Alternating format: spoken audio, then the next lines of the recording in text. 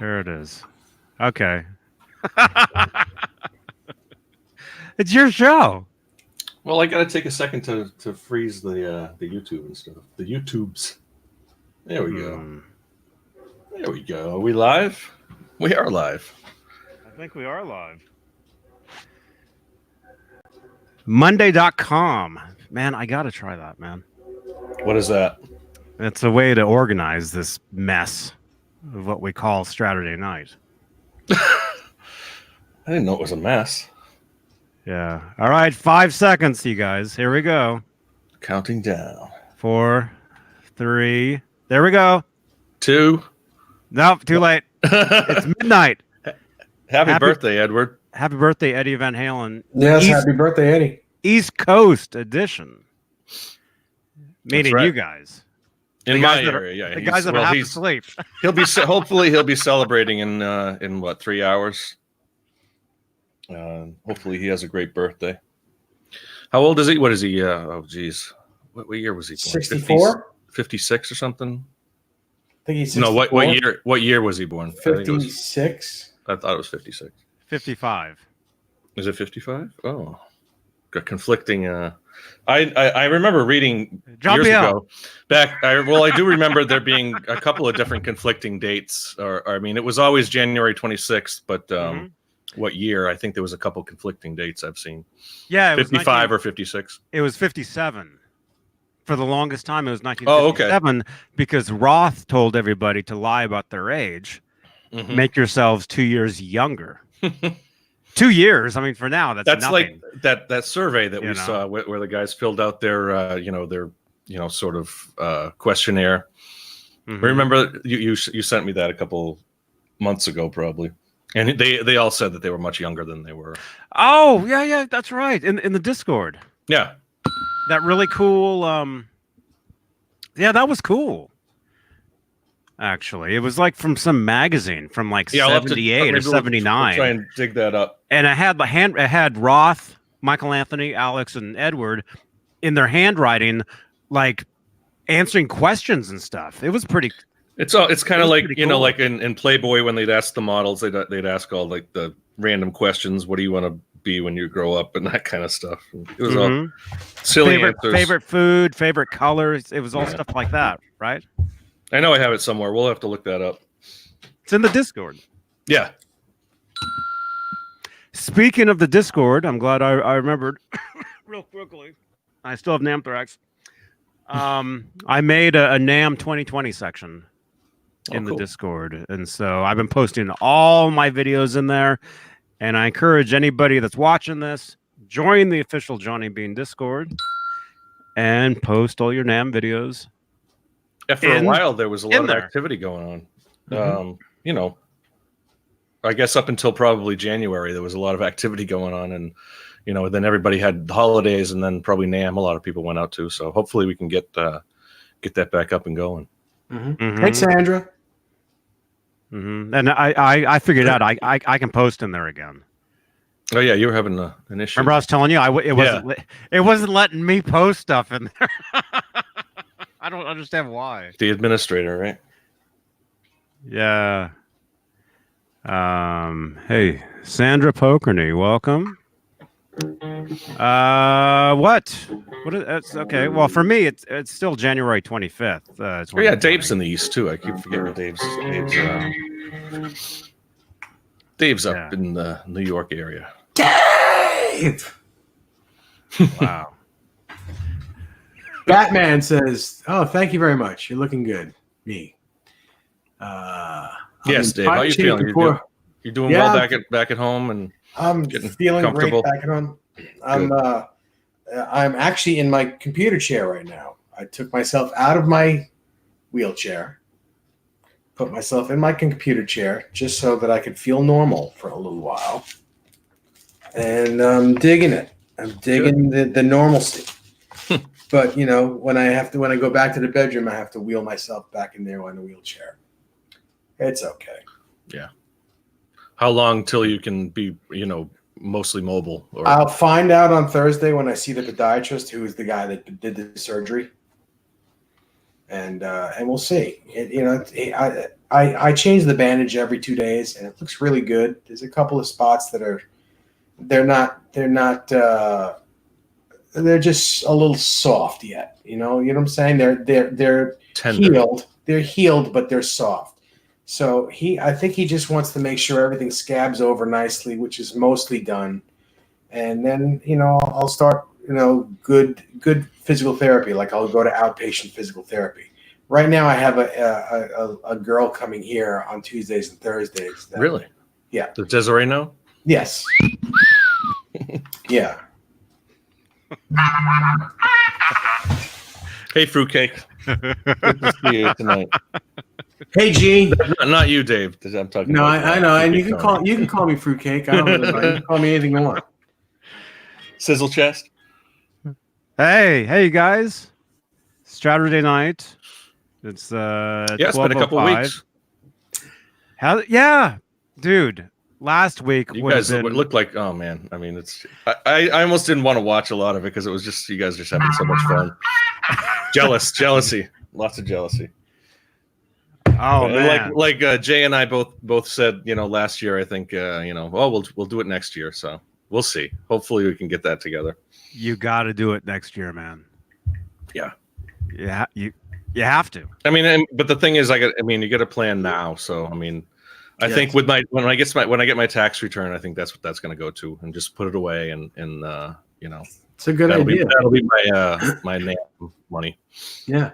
Mike is himself. I will tell you guys about the ESP in just a few minutes. Let's just let this thing warm up that we're doing here. Yeah. Got a long night of it. What does Dave say? We're in for a very long night.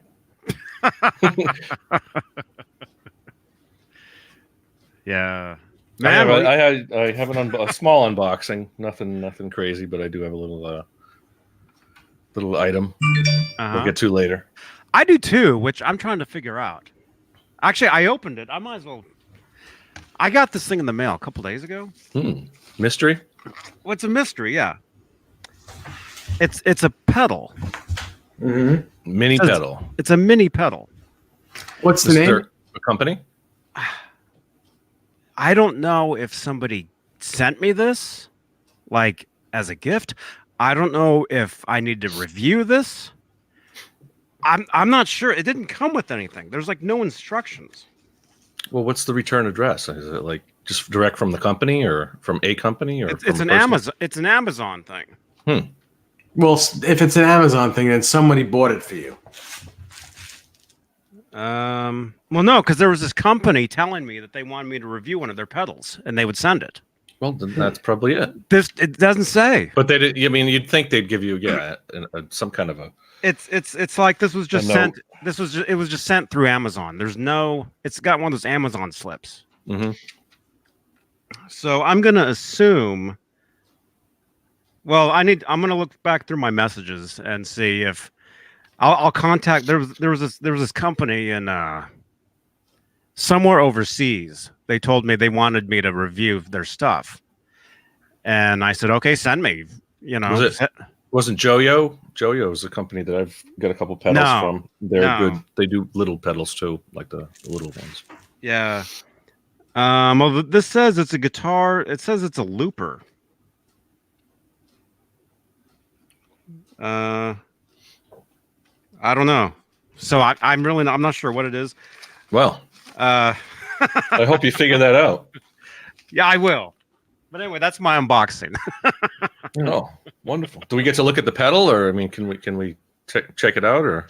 I don't want to open it until. Oh, you don't. Okay. If it needs, if the. So it's a tease. It's not an unboxing. It's just a tease. Yeah, because I don't know. I'm not sure about it. You know. Might explode in your face or something. Yeah. Wow.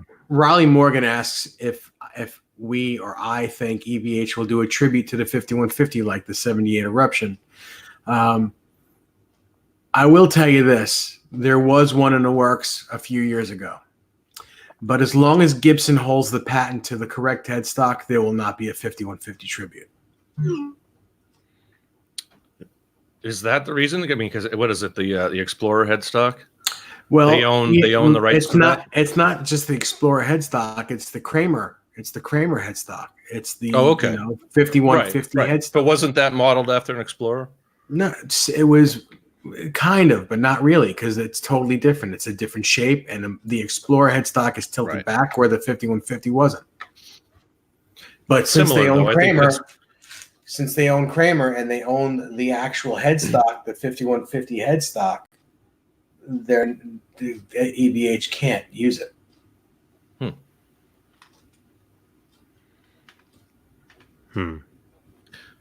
Yeah, I do want to talk about the new Frankie though. That's there's a lot to talk about with that. And you were showing the pictures, the side by side comparisons and stuff. I mean, it's. I wanted to. I mean, I'm sure Dave probably has some idea of the process that they used to do the paint, to do the relicking, but how similar the two bodies were. I mean, and just the relicking was near exact for each one. You think? I mean, it was very close. It wasn't exact, but we all. I mean, you guys were even showing some of the differences, but there's some spots, yeah, because I saw them both close up, and yeah, there's definitely some spots where you could tell. Do you think they used just like a big stencil for each coat of paint, and then even in the stencil something with the relicking? Because even like the edges of the relicking look the same. I mean, I know you can do it by hand, but that's amazing. It's not a stencil. You actually tape it off. Every part that you want to have relic, you tape off on the. So if you want to have white showing, you tape it off when it's white and paint it red, and you tape it off, and you actually X-Acto as much of it as you can on the tape. So you. Well, when I was looking at the back where right around the guard there, the bare wood. Yeah. Well, then you do that at bare wood. You just and then you it's a lot of. You mask it off. Yeah, you mask it off from bare wood, and then you feather in whatever paint you want on it, and then you start scraping at it. That's just amazing. I mean, if in fact that the fact that it is all hand painted like that, I mean, it looks great. I mean, just the relicking and every bit of it. You know, for the price range, the price point that they're selling that at, you know, how do you, Dave? How do you think, or both of you guys, how do you think it compared to the one Fender released, 10 years ago? I know, and that was the 30 grand one or whatever it was. Well, I mean, for $1,600, you're getting a lot of guitar. Can you compare it to the Fender replica, or can you compare it to guys that make replicas even closer than the one that Fender something you made? Yeah, something you would make too. You can't compare the two. Like I said, for $1,600, you're getting a lot of guitar. It's a very cool guitar. But how if it's not? You could put 100 of them in the room, and I could tell which one is mine in a heartbeat, because mine looks like the real one. The striping on those guitars are pretty dead mint, dead right correct. The relicking is not. It's not nearly as correct as it should be. But what you're getting for $1,600, you're getting for $1,600. If they were going to relic it and make it look like the original guitar, it would be a lot more money. It would probably be made in America. But from what I understand, even the Fender one had a lot of issues. I mean, not issues, but it wasn't 100%. I mean, they purposely made it 95%. Well, it not purposely, but where are you going to find 300 pairs, 300 sets of Goto Crown tuners from the early 80s? You're not going to find 300 pairs. Not in a year or however long it took them to build. I only built one, so it was very easy for me to go on eBay and grab one set of those things because I found them. The body shape is not correct either. The body shape is a Fender body shape. It's not the Azusa Charvel body shape. But of course, it's Fender putting that guitar out. So of course it would be a Fender body and not a Charvel, an old style Charvel body. There are a couple other things that I mean, the reflectors are not the exact reflectors that are on the original. They're very similar. The way the what's the word I'm looking for? On the Fender or the new one? On the Fender. There are none on the right. I didn't think so. But on the Fender replica, they're damn close, but they're not the right ones. But where are you gonna find them? The two companies that made them originally went defunct. How are you gonna find them? It's just impossible to find 300 pairs, let alone one. Unless pair. you hunt them down. Yeah, I mean. Yeah. So I mean, there's a few things that are not exactly exact. The trem arm on the original is from a prototype tremolo. The ones that are on the replica are from the current Floyd Rose. It's a current Floyd Rose. It's not an old style arm. Right. So it's there's just a couple things, and again, where are they going to find all that stuff? It's very hard for them to do unless they do what they did with the Bumblebee and actually make the goddamn thing. But if you bought the new one that they're putting out and you changed out the neck, got the hardware, reflectors or whatever, I mean, you could come pretty damn close, right? I mean, no, because the relicking is totally different. Yeah, the relicking is not the same. But like I said, for a $1,600 made in Mexico guitar, you're getting a very big amount. You're getting a lot of guitar, and it's damn cool. You know what? It's a damn cool guitar, no matter how you look at it. It's just a cool guitar, and it's probably the closest you're ever going to get at that price range to get an official one that looks like Eddie's original guitar. Yeah, I was impressed. I was and watching Caleb play and you guys, showing it off. The NAMM stuff was great too. I think Caleb's the only one that I saw that did. He was playing for a little while on it. I think Michael Smith went live with him back probably last Friday or something. Good times. I don't know. Yeah, you were probably at a different part of the whole thing. I was at a different EVH booth. Well, I mean, you guys were talking about it last night. How big, and what is it? 3 floors plus the basement, and just you can't see the whole thing in a weekend, obviously. Unless you try. I mean, if you have stuff that you want to see, it sounds like. If you really move, and if we walked. Who calculated this? I can't even think. I still have the flu. Yeah, it was Michael Smith. Was it Michael Smith? Somebody was saying that we walked for 24 hours. Wow. 8, 16, 20, yeah. That kind of makes sense. 3 to 8 hours a day. And that's just there. That doesn't count afterwards. That doesn't count walking back to the car, which is 4 blocks away. When you got Disneyland fireworks going So what off. was your routine like? What did you spent Friday and Saturday there at the I was there Thursday. I got down there Thursday. I was there Friday, Saturday, Sunday. Oh, okay. And then I spent Monday with Mancuda. Oh. You got to check out a lot of his guitars and stuff at his place. Yeah. That was cool. Yeah, I heard you guys talking about Sunday that night. Sunday night. Yeah. That's gonna be fun. And then we walked again. We walked up and down in Hollywood on Monday, which was crazy. And then I had a 6-hour drive back here. Actually, no, it was only like 4 hours. Yeah.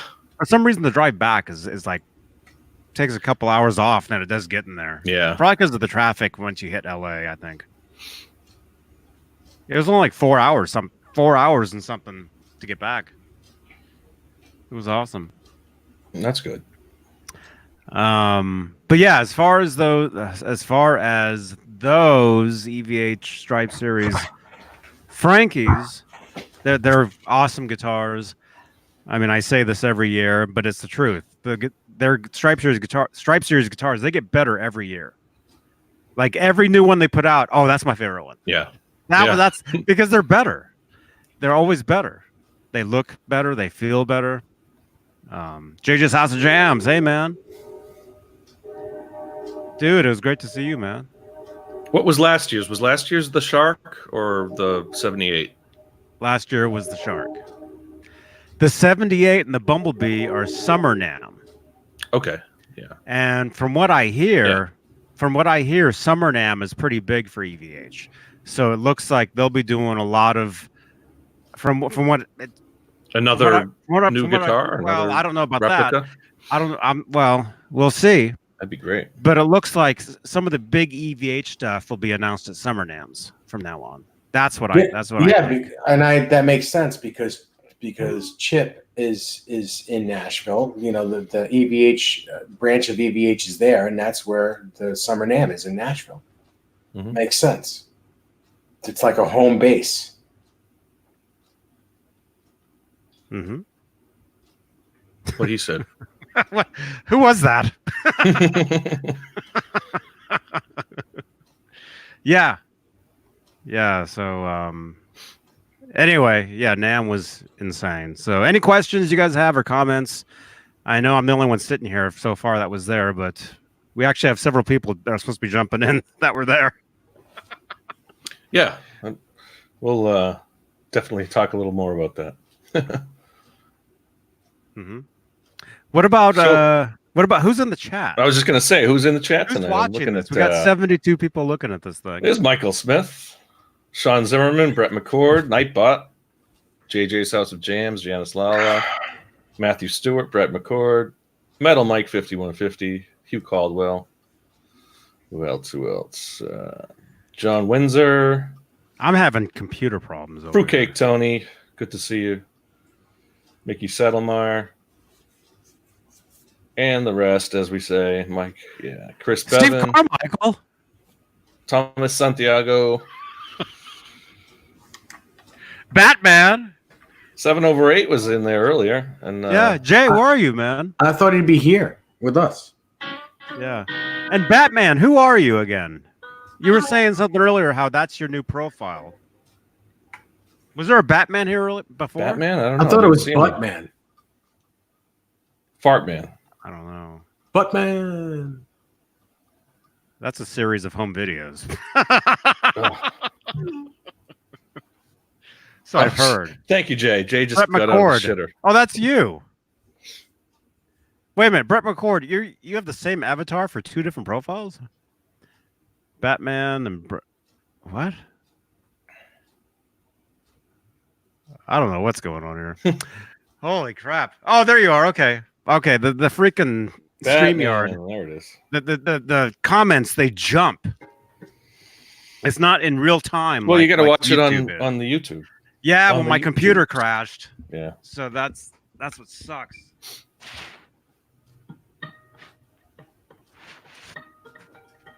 Johnny, I got me a 58. I changed out my mic.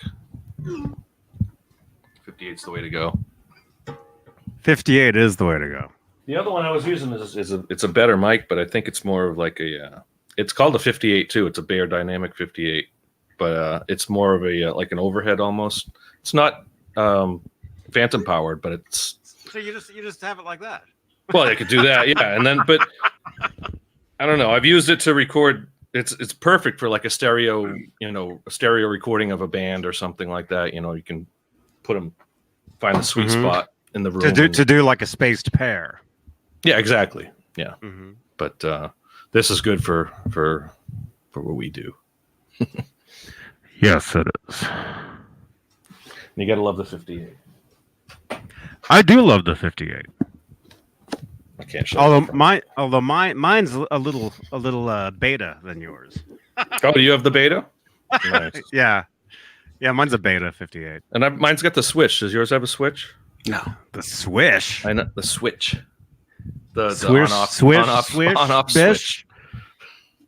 No, I didn't think they came standard with an on-off switch, but mine has a switch, so it's kind of cool. If yours has a switch, it's either bootleg.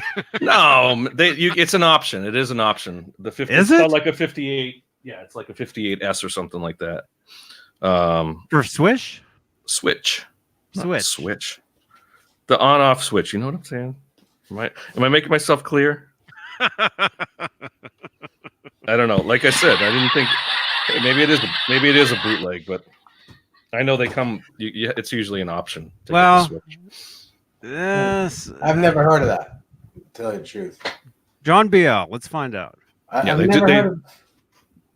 It's like when you the product code for when you order it with like a cable with it is like an LC, or it's usually LC for cable. I don't know, something like that. I don't know. Thank you, Tony. Fruitcake Tony says that Ibanez, the swirled Ibanez, was gorgeous. Yeah, that is a nice guitar. I actually have an unboxing. I opened the box already, but I have everything in the box that I could show you guys that I'm going to be doing to that guitar. That's cool. I assure you, it's a Shure. Isn't Shure S-U-R-E? Oh, is it? Shoot, this is Sure. the SHU.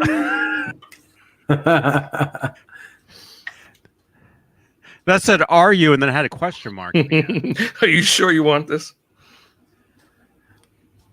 The Shure logo is actually blue. It's not green. Now I got to look and see and check out. There's something going on. Why it has a switch. Mm-hmm. Mike as himself says, Dave, put your pants on and show us that axe. My pants are on, and I have underwear on as well. I know. Way too much clothing this time of night. I will give you a sneak peek. Here it is. Damn, I hate this pair. I hate these headphones. Hate them. Hate them. Hate them. Hate them.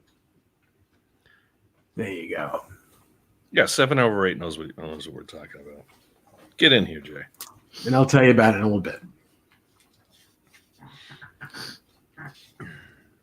Oh my gosh. I don't read German. So. Those things are made in Germany? No, but the instructions are. Deutsch.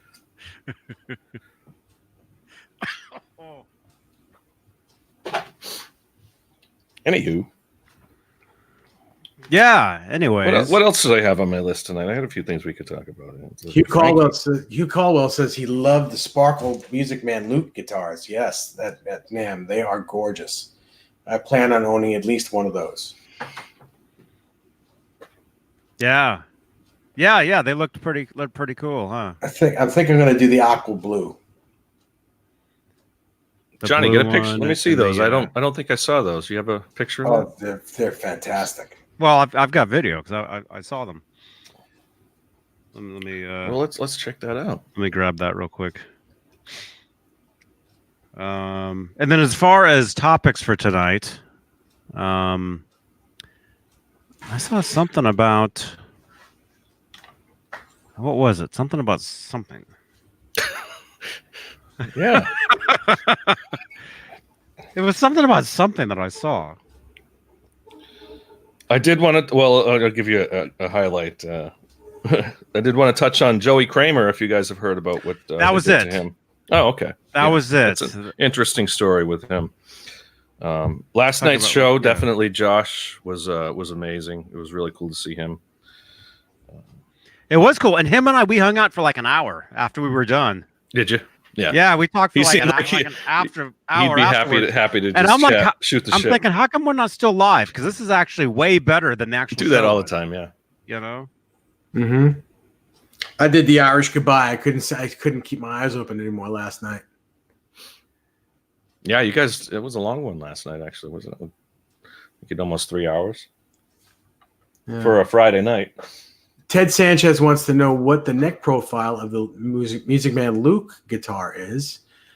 He can't seem to find the specs. Well, they used to be a V-neck. They started out as a V-neck guitar, and they have kind of rounded out the back of them a little bit. They're still nice and small and very Music Man-like. They're very comfortable necks. They're 12-inch radius fretboard.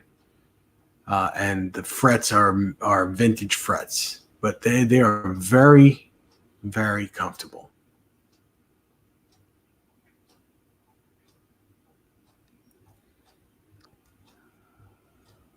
All right, let's see. Cool. I don't know why this stuff likes to lag. It looks laggy on here to you guys. Speaking of the Ernie Ball strings, there was a good somebody, I can't remember who it was, posted a good shootout, kind of a comparison between different string gauges. I'll have to check and see who that was. But they did 4 different string gauges, starting with a set of 8s to 9s, 10s, and 11s, and comparing the sound with a couple different players all on the same guitar. Mm-hmm. Just kind of seeing, does string gauge really matter? Does it give you a lower end?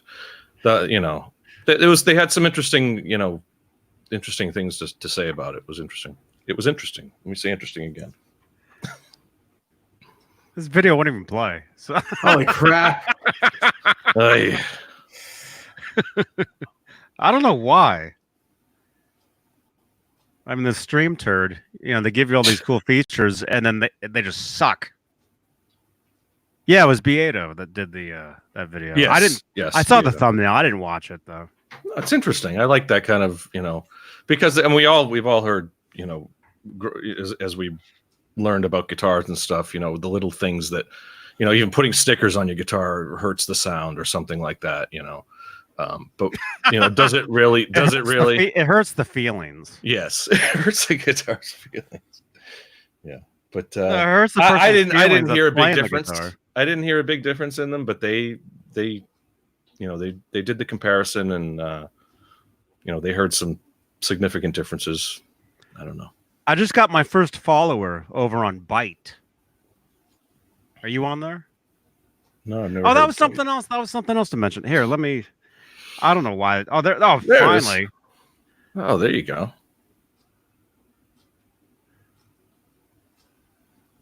There you go. Very nice. Yeah, I even mentioned Nesdal's name like right about then, saying, "Hey, I think Nesdal has a new guitar at some point." Yeah, wait till you see this blue sparkle that's coming up. It's like an aqua. It's gorgeous. Do you still have both? You have two Lukes right now, Dave? No, I have one. Look at that. One. That's just Nice. crazy good. Yeah. I will have two again just because I'm getting As soon as you can get that one, yeah. Yeah. What's the little pink thing? Yeah, there's a little pink paint on there, or Yeah, it was the Ernie Ball fluorescent light that was behind me. oh, yeah. So it was just a reflection. That's what I was pointing out. Because they have a little stage, and like people like Paul Gilbert and Steve Morris played. They played together on that little stage. Nice. Yeah, there's that one. So, Dave, they changed the neck profile on the newer versions. Well, I mean, they started off when the Luke guitar was started. I think in like 93, 92, somewhere around there. It started off with a V neck, and it was like a very A sharp angle. It's a sharp V. It was a sharp V, and that was comfortable. Great guitar, great feeling neck. And then as the years went on, they kind of softened it a bit, and now it's more like a C, like a C shape, but still from front to back, it's got that it's kind of chunky Music Man, not terribly big, but it's more rounded than it was, and it's still So probably same thickness, obviously same width, but with some it's shoulders. Just yeah, more comfortable, I would think. I mean, I don't know. I've never played a sharp kind of a V-neck guitar, but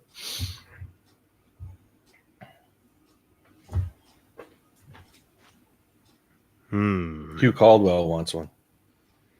Oh, don't we all do? Don't be selling your kidneys, unless it's to Dave, right? Can't sell me a kidney; it's against the law. Oh no!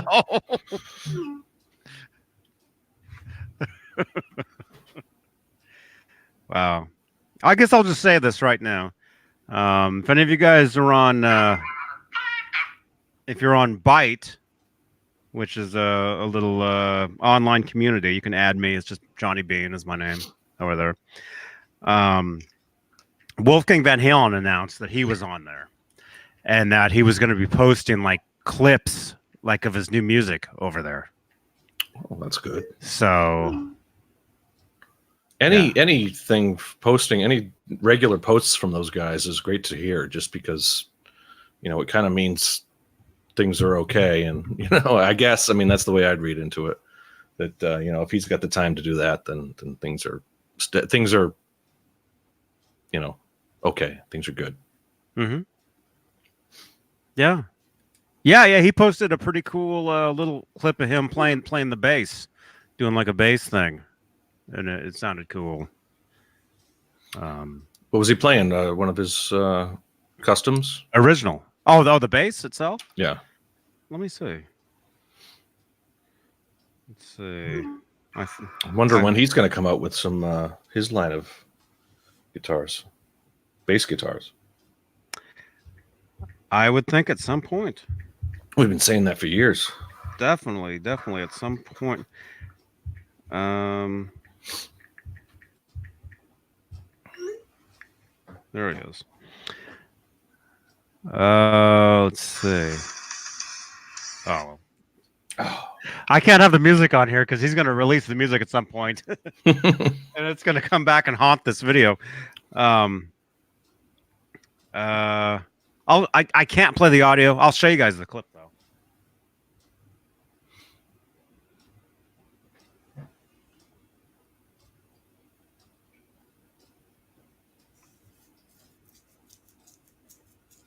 Can't really tell what he's playing. I mean, could be anything. Well, yeah, I like can't play the P bass or something. Oh, the bass itself. Yeah. Don't know. Was that 51? You don't? You think he was at 5150 or? I'm sure. Well, I don't know. Has that studio still been getting steady use? I mean, I know that they recorded different kind of truth. And thing is, he did a lot of his record in Florida. He didn't do all of his record at 5150. He did some of it. His producer lives in Florida. Mm-hmm. He works with what's his name from Creed, the guitar player, Tremonti. That guy, Mark Tremonti. He's from Creed. Tremonti played in Creed. Yeah, I did not know that. I know Tremonti was. Well, did he produce Creed or did he? No, he was a guitar player. Really? Okay. And I've got passes for backstage passes for Creed. I've seen them probably Jay, 3 or 4 times. Let's talk here. Jay, holy crap! That was the weirdest. I didn't know that. I knew about Tremonti, and sorry guys. I guess I'll leave. I don't hear you at all, Jay. Out. Now you did. Now I hear you. Hey man, You got to be shitting me. Creed. I mean, they were okay. I liked Creed, but let me see. I have a pass from them. Man. Oh, it's funny. So I worked with Mark Tremonti then, I guess. Here we go, right here. So in I don't know what year this was. Hey, what are you doing here? I'm in. What are you talking about? My band's playing. What band are you in? You're in Creed? All right. How that conversation went? Pretty much. Yeah. I probably have a couple from them. Jeez. I know they were there a couple times. Oh, that's funny, man. Yeah, how's everybody doing tonight? Welcome, good. Jay. How are you, man? I'm good. Hello? I was just tracking some bass guitar tonight. Wow. Guitar. Yep. This bad boy. You'll appreciate this, John. I know. I saw you had a couple of different basses there last night. I was looking at those. You go with a LTD. You have the ESP LTD. It sounds phenomenal, man. These pickups. These are wow. That's Nordstrand nice. Big splits. 5-string. Nordstrand. Nordstrand's a very they're very good preamp. Very good. Guy from Police Squad. Nordberg. That's Nordberg. Oh, Nordberg. That's 2, man. I've been here for 3 minutes. So yeah, this is great. It sounds great, man. Nice and chainy. It's great for metal. So what are the controls? Are they? Well, the preamp is off when you're running direct for bass. A lot of times you don't even use the preamp; you just bypass it because sometimes it overpowers the DI. So all of these 3 right here. That's why I'm wearing the wristband. For some reason, it works playing bass. It works better. But so these 3 treble, mid, bass off. I mean, you can do anything you want with them, but with the preamp off, it doesn't really matter. And same with this switch; it's just the mid frequency boost there, but that doesn't matter either since the preamp's off. So obviously volume, and then this one is right in the middle is both pickups full, and then you can adjust blend. All the way, blend. So it's in the middle. But it's a great bass, man. Sounds awesome. So great babe. Great, babe. So what are you guys doing? Rubbing dicks. Ooh, I came at the right time. Have fun with that. I was talking about you. Mm-hmm. Oh, now I got it. Oh, I usually turn the camera off. I put my chapstick on, but screw it. Scroom. Screw 'em.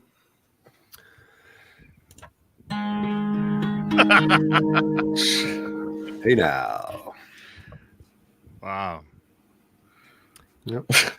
I can't show that. This Spectre bass that I showed off a couple weeks ago, that one's getting sent back. Is this stuff you're working on for your? Is it still Gizmachi? No, I'm not the bass player. No, I know you're not. No, it's just some other stuff. Mm-hmm. So But you guys are working on some stuff though. Yeah, it's getting mixed. I actually got a early version back of a song with just rhythm guitars, bass, and drums, and oh, it sounds huge. Nice. Which is what I want. So, looking forward to that. Yeah. Me too. Me too. What's the time frame? Well, we wanted it out last year, but things got held up.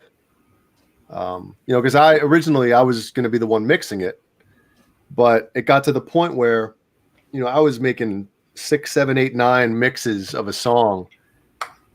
Millions of dollars. Dude, yeah.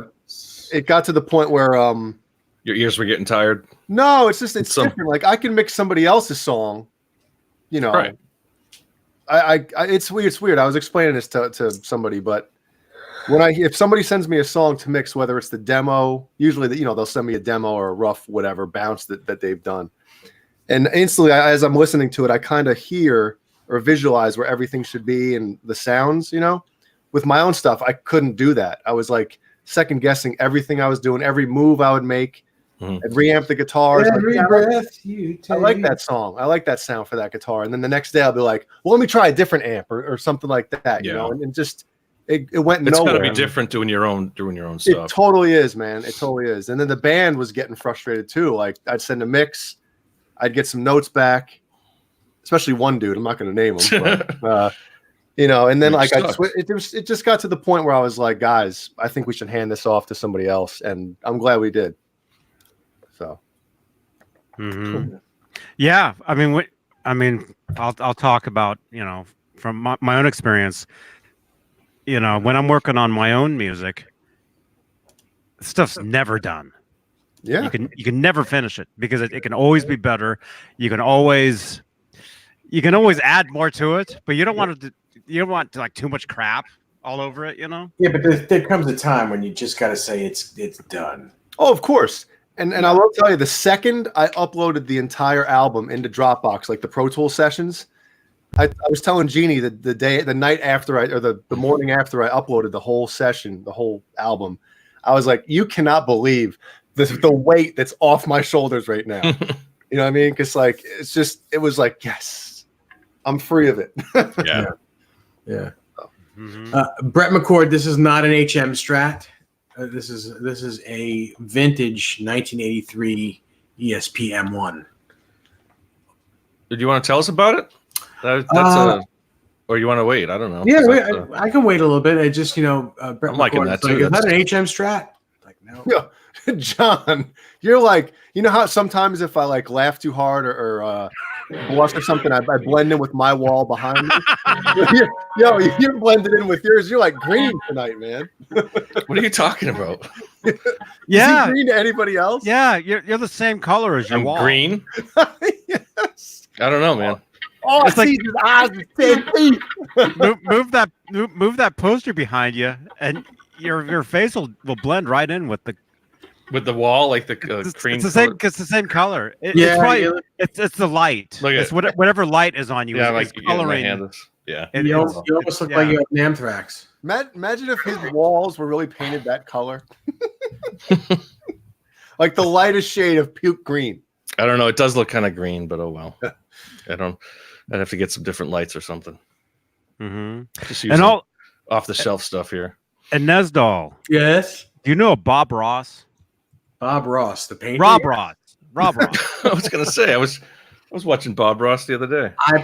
It's the name sounds familiar. Why?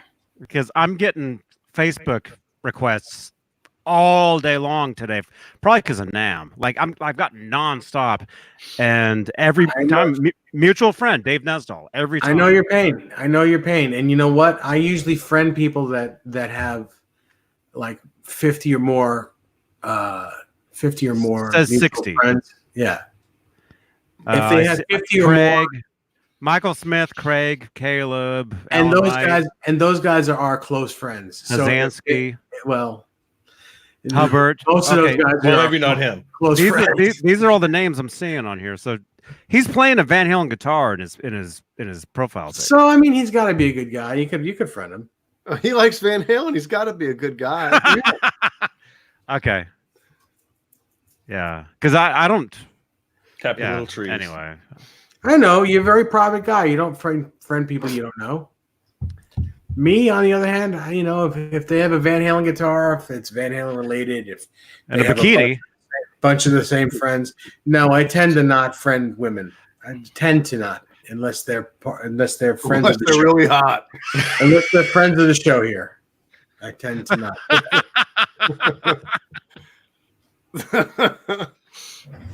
There was a time in my life when I wasn't a very well trusted guy because I would befriend other ladies.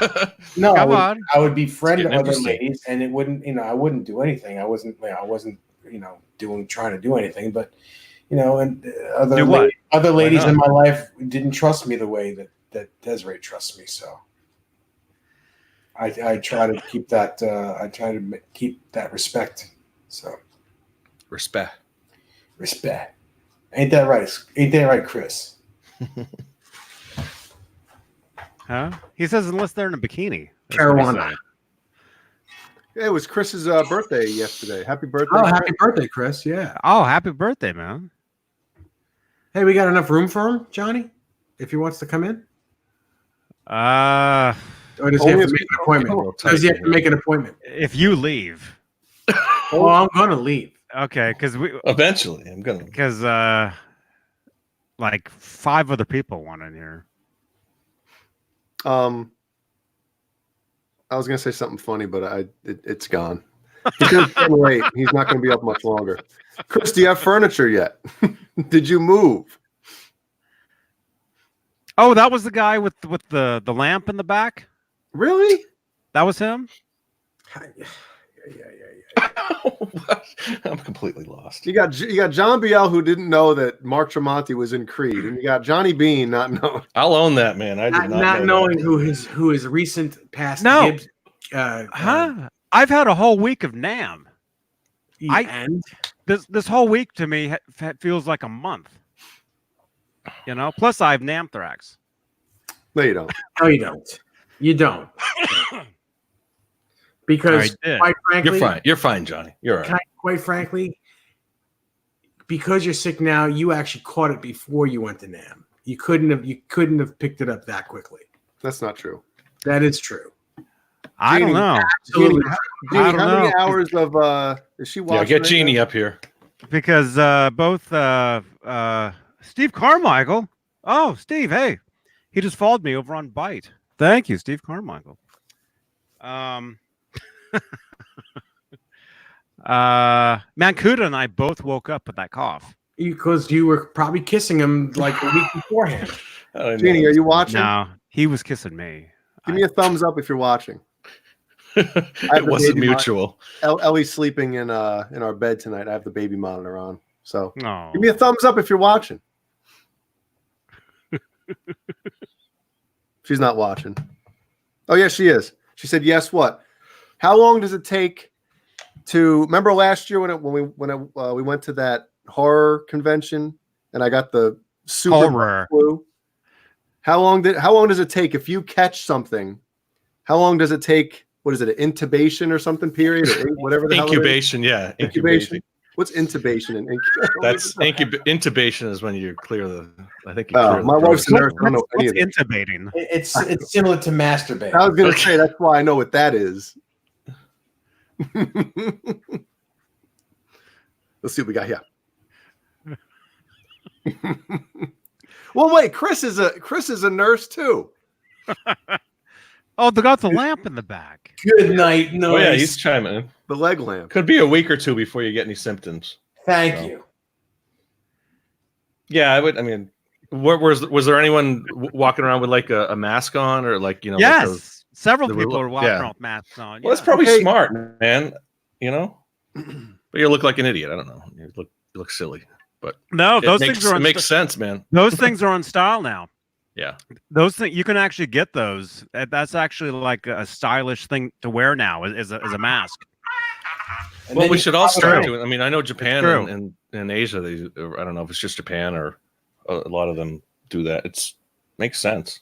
Well, they do it to if they're sick, right? And they don't want to contaminate anybody else. Yeah, we're the opposite way over here. We're like, right. We don't I don't want anybody sick. breathing on me. Put it I'm on. handing them out. Yeah. As you're getting on the bus, here you go. Bus driver's taking tickets, and you're handing out masks. Everybody, I'm about to get on. Please wear this. At least intubation was something. It's not like I just made the word up. I think I remember that from Scrubs. I thought the doctor told me when I had the flu last year. I thought somebody said it like sometimes if it's whatever. I guess before surgery you have to be intubated. Could be like 1 to Jeannie said usually 1 to 4 days after exposure. Well, then if it's 1 day after exposure, then Johnny's onto something.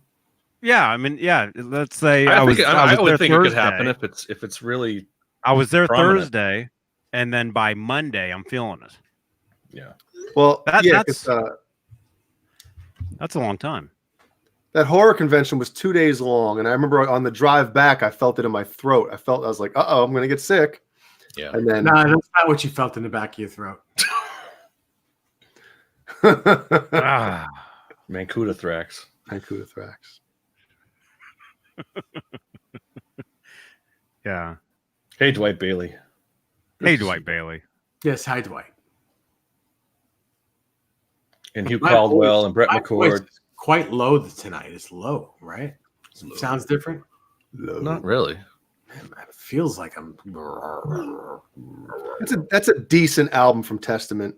Low. I'm sure none of you guys have heard it. I have. Sorry, The Johnny. first song, the title track is awesome. Low. Is Is Skolnick even on that one? No. Okay, I didn't think so. Yeah, that's back when he wasn't in there. Speaking of Skolnick, he agreed to come on here. So Oh, nice. at some point when he's around and available, he'll be on here with us. That's Very awesome. cool. I ran into him at the what do you call it? The NAMM show. The Hilton. Big show, the big event. I ran into him at the again before the show. Tell them that one of your co-hosts is friends with his drummer in Testament, Gene Hogan. Oh, okay. Yeah, let's get the whole band on. Okay, cool. Reunion. Reunion. What's the Yeah. the singer's name? Chuck Billy. Chuck. Yes, Chuck Billy. Yeah. I saw him walking out of a Guitar Center one time. I've seen so many people walking out of Guitar Centers. I saw him walking out one time. I saw Craig Chiquiso. He passed by me one time walking out. And then what's that other dude? Who was that guitar guy in the 80s? Eddie Van Halen. No, he had like the poodle do hair. Poodle doo. It wasn't Friedman, or it wasn't. Who was? You guys in the chat, name some of those 80s guitar guys, like super quick. Super fast. Michelangelo. No, but I saw him on the escalator at NAMM one year. Really? Yeah. Did he have 4 guitar necks with him? He was holding guitars? on to both. He was all holding on to both ends of the escalator. Not Ingve. Blue Saraceno. I met in a parking lot one time years ago. He was a kid when I met him. Jason Becker. Nope. Although I did email with his mom the other day. That's cool. Just to let you guys know. Bob Ross. No. Eric Johnson. Nope. Eric Johnson doesn't have that hair. Kirk Hammett. No. It was one of those. You said curly hair. Was it? Yeah, curly hair. One of the real fast dudes in the 80s. One of the poodle Vinnie dudes Moore? guys. Oh, Yeah, that's him, Vinnie Moore. Vinnie Moore. I saw him. He walked out of Guitar Center one time. I was walking in. Poodle McShredder. I was walking in. He was walking. I was crossing the street one day, and I could keep going with this. And what's his name? What's his name? Walked by, and I said hi to him. The guy. Did you ever meet Chuck Billy and like shake his hand? You didn't, because if you did, you'd remember, because his hand is the size of a because he's this big. I know. He's like a big bear. Yeah. I shook his hand. It was like 5 hands shaking mine. It was crazy, man. Jesus. It was like this. Like, hey Jay, how you doing? Yeah. Good. That's very good. And then when he shook it, he picked me up. Like a cartoon. Yep. Bang, bang, bang. Bam, bam, bam, bam, bam. Yeah. Oh, funny, man. But anyway, Skolnick, he recognized me this time. You know? Because you didn't have the big stupid mustache. I didn't have the freaking stupid mustache on my face. Yeah. Yeah, I walked right up to him and he's like, hey Johnny. And I'm like, hey man, have you been playing a lot? Have the big mustache. There you go. The That's crowd very funny. That's very funny. What did you use? Your thing for your microphone? Ouch, Oh what my is that? gosh. Oh man. Oh. It sounded like the beginning to what the heck is Like a record skipping. No, I can't think of it. Billy Squire, I think it was. Anyway, exactly. Uh-huh. How was Richie Kotzen? You got to tell me what happened. You want to know the truth? I was going to ask that. Richie Kotzen was Drunk. He was bombed. That's his MO. That's what he does. He was totally bombed. And, Well, I got to tell you, can I give my he looked the second you said, I met you, like you were trying to pick him up. It's probably what he thought. I met you 10 years ago at Jason Becker's house. And then he's like, yeah, what he's doing there, that was Michael Smith filming that. That's something Can you play that, Johnny? I can. Well, it may not work because you were having problems, but Problems. I did. Well, it was lagging, I guess. Oh, I think maybe it was lagging because I have this video playing in the background here. Well, that might be a problem. Here, I'll play it. But yeah, so what happened was myself, my good buddy Michael Gutierrez, who will be on here at some point. Him and I actually have a lot of awesome stuff planned. Wait, what video is that? Oh, there it is. Well, Richie Kotzen's not. He's 50 years old this year. Yeah. In February 3rd. I thought he was older than that. Richie. That's like last known photo.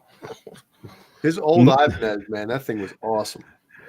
No, I have the last known photo. And here it is. Watch Johnny try to pick up Richie Kotzen. It's funny. Yeah. I don't have the audio on. Okay, there's Richie. Okay, so this is Michael Smith filming. There's Eddie Trunk right there. There's I bet those guys are loving this right now. Man, the camera's right in their face. Is that Keanu? It looks like Keanu Reeves. There's Portnoy. Courtney Cox was in there Rob somewhere. Flynn from Rob Flynn from. Is that? Wow. Somebody said that I don't know who that is. Somebody did say sorry, Eddie. Somebody did say somewhere that is from Machine Head. That is somebody right there. Yeah, the dude with the Raiders hat. Isn't that Rob Flynn from Machine Head? It could be because they're from out here, right? Aren't they? Freedom ring with the shotgun blast of doom. I heard that he did a Skype call with Eddie Van Halen one time. Did you ever hear that? No. Who in their right mind would hear that? No. Hey, one rock star had a Skype call with another rock star. No, somebody told me that years ago. So funny. Because I used to rehearse at this rehearsal place that all these people, they all rehearse at all the same place, in Oakland. Could be him. Looks like Lemmy in that picture. Let me check. Let me see. No. I can't hold this. I can't get it. No. That's nothing. I can't hold it. It's gonna blow. I don't know. So anyway, Michael Smith was like filming. He kept filming like around the crowd type shots. And there's actually like three of these, all three different ones, and this just happens to be just one of them. See, this is why Eddie Trunk has to be nice on his show, because he'll get his ass whooped showing up to NAMM if he had talked any of these guys. Well, he looks totally out of place with. Oh yeah, he does. Hi, can I hang out with you guys? So Johnny, where was this? This was at the hotel, or? Yeah. This is at the Hilton. Which anybody, I don't know why it's doing that. If any of you guys, okay, here we go. Yeah, here's the part right here. Hey Richie, I have something in my pants for you. Let me see. Yeah, what do you got down there? Does it have 6 strings on it? I don't know why this is so glitchy. Anyway, and he covers up Mike's camera right there. Oh, and then what happened from that point on? Nothing. Come on, man.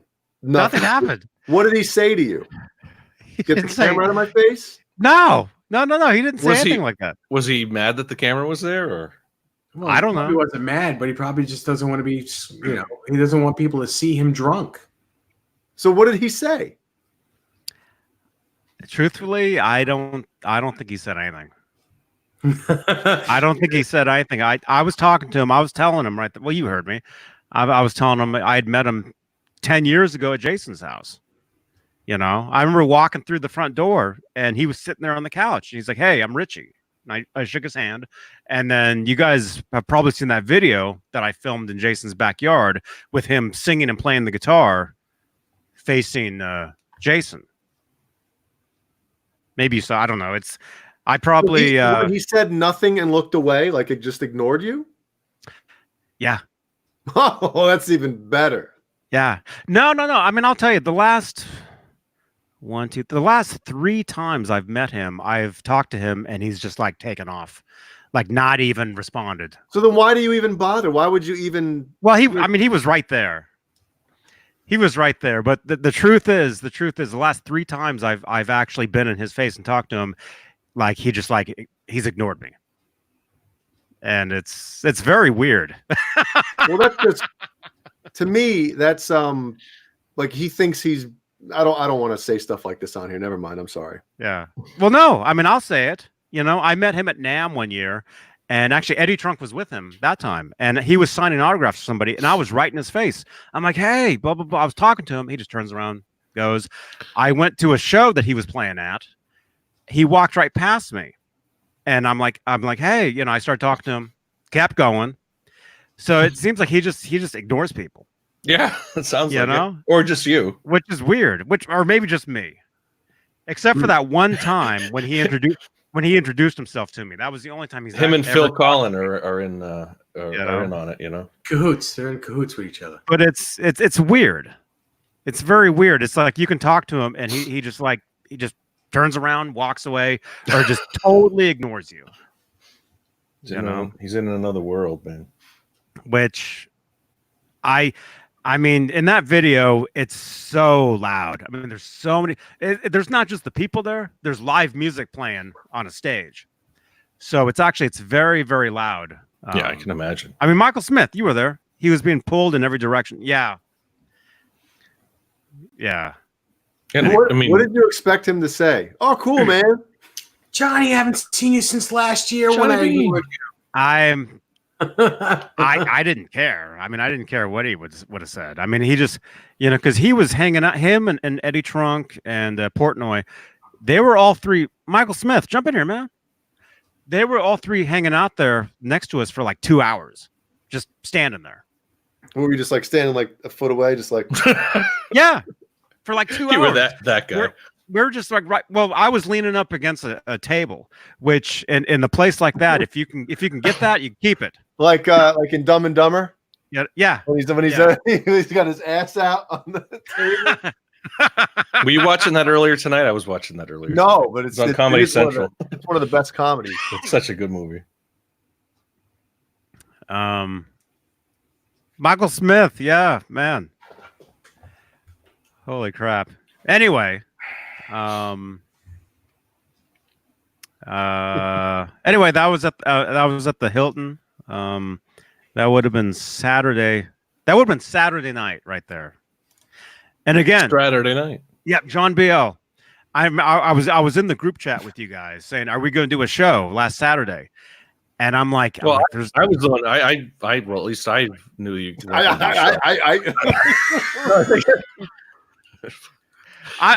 like, you guys. Paul didn't. I'm like, I would love to, but there's no way I can. It's impossible. Well, I think what happened, Johnny, is that I knew there wasn't going to be a show, but I don't think Paul or John BL was. No, informed. I knew. They weren't informed. So they're planning on coming on Saturday night, and all of a sudden, and then Johnny's response, Dave, is I got to read it for you because it actually. Well, yeah, what did he say? Because the way I looked I'm at NAMM. He just said I'm at NAMM. Yeah, I know. Like we didn't know, And you just saw that video. That was me Saturday night. I was standing right there in that huge mess. Well, speaking of Paul, he said he's tired tonight, so I don't know. I'm at NAMM. That's all Johnny said, and then I'm tired too. Oh wait, hold on. Paul Steve, says, Steve Carmichael. No. The Courtney Cox of the Iron Maidens. She's a guitar player. She was the one that was there. So at 6:32 p.m. Eastern Time last Saturday, I knew there wasn't going to be a show, but I just wanted to maybe there was a shot in the dark because I didn't hear anything either. So I wrote at 6:32 p.m. No on location late show tonight, correct? Because thinking I knew there wasn't going to be a show, but maybe Johnny's got the computer there. He's back at whatever. You know what I mean? Mm-hmm. So Paul responds virtually immediately and says, "Are we not hanging?" He didn't know. And then Johnny, all he responds with 40 minutes later is, "I'm at NAMM." Not no, I can't. I'm at NAMM. What were you? But I'm at NAMM. No, just I'm at NAMM. You're doing it. Paul responds with, "Okay, so sounds like a no," because like I said, Johnny isn't entirely crystal clear. He just says, "I'm at NAMM." So I wrote, "NAMM is 24 hours a day." We know you're at NAMM, you boner. Just wondering if we were gonna go live from where you're staying or something. And then an hour later. Yeah, then an hour later he writes, "Going to dinner with Mancuda." Oh no, I didn't see that. I said I see Paul. Still looks like a no-go, eh? Yeah, and then Johnny, and then after that he says, "I'm at NAMM." Johnny says, "We will go live from there." So it's almost like it's still not clear because I'm thinking, well, does he mean that he's going to go live and we'll join? I thought that for a second too. Yeah, I was like, it was like, oh, wait a minute, we are having a show tonight. Oh, it was cracking me up. And if you guys saw those dinner streams that I did, it would have been something like that was like good, that is what it would have been. Yeah, crazy. Which is insane. And I have to use the bathroom. All right, bye. Michael Smith's in the Go chat. take care of that. I got to tell you, Dave, I don't know if you watched any of those dinner streams. I did. Did you watch the one where for 10 minutes straight, it's Michael Smith, the captain, and Mancuda across the table from each other talking about why New York pizza is the best pizza. Oh, God. After 10 minutes, I was like, oh, my God. That's all I heard was that. Is Michael Smith from New York? Yes. And he sounds like he's from New York. Yeah, I know. I mean, I couldn't take it anymore. I had to leave. Is he in Creed? Yeah.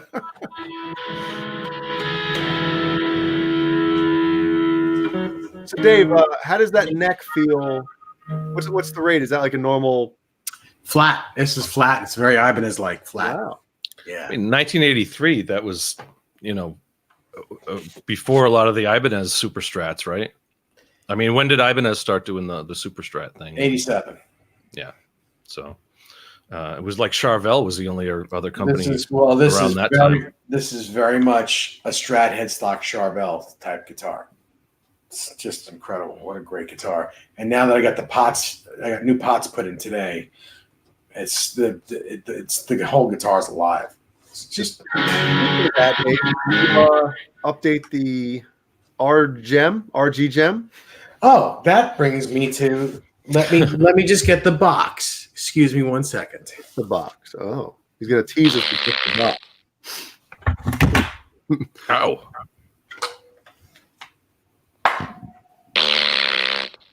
Goodness.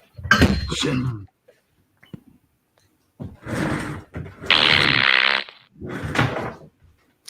So Jay and I were talking about Vi from the Astoria. I got that DVD. Yeah, we can't really talk about what we were saying, but I had this DVD years ago, and I don't know, I lost it from I don't know when. But this is such a great concert DVD. So, Billy Sheehan, Steve Vai. I mean, but yeah, there are some, and the more we talk about it, I mean, the more you think about it. I mean, I was looking through the track listing. Shy Boy, Erotic Nightmares, The Crying Machine, The Animal. It's just, no, it's awesome. For the Love of God, of course. What are we talking about? Vi at Astoria. Oh yeah, with Sheehan. Yeah. Yeah. Awesome. Started off with Shy Boy. I saw Sheehan. Dave, your address. Oh no. That doesn't matter. Whatever. You could find my address anyway. Well, it wasn't clear. It was kind of like at an angle. Well, I'm just saying. I defy anyone to come find me. The last time I needed his address, I had it. I just watched the video. Hey, whenever I need a bar of soap, I go to Mike. Hey, whoa. Hey, whenever I need to find that girl's address, I just watch a show. I just watched the most recent show. I just watched an unboxing. So anyway, I ordered 2 of these just in case. You never know. One may break. Uh-oh. Condoms? The Ibanez 5-way switch for the Gen. Oh, you like it 5 ways. So I have 2 of those. Then I have a green Evolution single coil. The real green, not lime green. Correct. It's like avocado green. And then I have an Evolution in green neck pickup. Mm-hmm. And I opted for the Evolution 2 bridge pickup because I don't need it to be terribly hot. Yes. And they gave me some picks and a peg winder. Black peg winder. I think it's black or purple. Black or purple. I can't tell. And that's that. So these are all going into the swirled Ibanez guitar on Tuesday. And then Tuesday night I'll re-show that guitar. Well, do you have an Ibanez with an Evo in it? I do. Which one has the Evo? Actually, no, I don't. I don't have it anymore. I had it in the Floral 2. Mm-hmm. Do you have an Evo 2 in any guitar right now? No. Oh, okay, because I was going to say, if you already have an Evo 2 in another guitar, then you should have got the 1, but never mind. Why? What if I really liked that pickup and I wanted it in more than one guitar?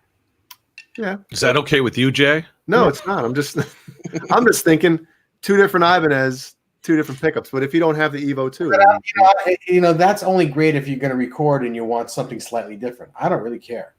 I'm not really a studio guy. I don't really care. all right, fine. Well, in Well that said. case, Then you might as well just stay stock with John Biel. That should be your show, John Biel. You buy guitars, you don't change shit out. That's right. Keep it stock. Keep it But stock, John. But I got to tell you, I'm really this is oof, man. This you guys all got to. In fact, I'm gonna send this guitar to you part by part so that you can put it back together and play it. Wow. All of it, Interesting. all y'all's. This Wow. is just the shit. This guitar, What is that? A maple or is it the Yes. neck? maple neck. It's very dark. It's a very dark maple. That's because it's been played by one Yeah. person since 1983. And who was the previous owner? I can't you reveal that? Can't reveal Nope. that. Nope. And Clayton James Hicks says it's Eddie Van Halen's birthday today or tomorrow. So yes, Clayton. I see that. Clayton James Absolutely. Hicks, 1998 Hicks. Today is Straturday, and tomorrow is Eddie Van Halen's 66th birthday. Thank you. I was just going to look that up. 66. All right. Wow. Thank you, Clayton. Yeah, technically, it's already that for everybody else on here. Well, he's a West Coast boy, so Yeah, so it's not his birthday then. not yet. Not yet. It's No. your birthday where you are. It's only 10:16 here right now. Well, I hope he has a wonderful birthday. I hope we get some social media with some pics of him and maybe a nice birthday cake or something. Yeah, not gonna happen. Well, Never know. you never know. Never Yeah, know. I know. I Good know. time to do it. Oh, I do know. Okay. Dave is connected. Well, speaking of, why don't I do an unboxing here? Oh, let's Speaking get of our Michael friend, Smith in here to it's- use the sound machine. Yeah. While spam Oh, the man. sound machine while John's doing something. Michael, I do where have are you? A quick one here. Better hurry up before Michael comes on. All right, well, I'll do it now. Everyone, put your sound machines away. We love Michael. No Of worries. course we do. The hell? Get There he is. Oh, crap. there he is. All right, get the sound machine, Michael. What happened? What did I miss? Perfect. John's about to unbox something. You got to spam him with the sound machine. Oh, Let's hope this is what I think it is. I really think it's funny how you have Michael on the screen and John's doing a unboxing. It's typical. It's very typical, Nobody likes you. No, I'm just I know. I get it. All right, let's see what I Love got. time. Stop He it. doesn't like you. Nah, he just jumped in. I don't like you either. I'll jump out. Yeah. We unbox. I'll come back in again. Maybe he's unboxing a sound machine. It's tiny, but I got Well- myself one of these. Oh, holy crap. Well, let's plug it in. Let's see what we got. Where did you get that? I don't know. Can you see it? No, you got to turn your lights off. Turn your lights. It's like motion. I think it's just red because I don't No. know if there's Turn your light off. It's like well, I'm motion. covering the sensor. I don't know. Yeah, turn your light off and it'll turn on. All right, I have it's ready. I for- have one of those here somewhere too. I think it fell off my desk. I don't know. I think it's just red. Maybe it's defective. No, No. Dave, Dave, you have one of those? I do have one. I just don't know where it is. I think it fell off my desk. It's probably behind my desk. Is it defective? I don't know. No, No, it's not. It's not because I have. Supposed to be a nightlight, you know. Yeah, it's a nightlight. Yeah, now it's off. That's kind of cool. I like. Is that so? That's a real tube, right? From what kind of a? It's not a. It's a 12AX7. Yeah. Cool. Nice. I just got. I got it on. I thought I got it on Amazon. I think I got it on Amazon. Maybe it was. Oh, watch it was eBay. It was eBay. Oh, there you go. Nice. You got the white one. Mine's black. Well, I like the black one. This is black. I like the black one. I'll take it in black. The suit is not the black.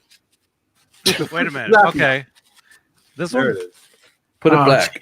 He's got one of each. I got both. Of course he does. Johnny's got one of each. The black is cooler. John, can you send me the can you forward me the link to that, please, on Amazon? Sure. I Tom, don't know. Or Michael. I think it was eBay. Well, should I send one of these to Jay? Yeah, Dave. Well, there you go. That'd be nice. What? Should I send one of these to Jay? Yeah, Dave. Okay. No. I gave that to Johnny. I had one for Dave. Mancuda's like, have Johnny send it out. I'm like, I can send it out to him. And I was like, okay, whatever. So I gave it to Johnny. And Dave, that was originally to come to you. But if you have one, send it to Jay. I only have the white one. I'd like to have the black one. I want the black one. I think everybody wants a black one. Especially you, John.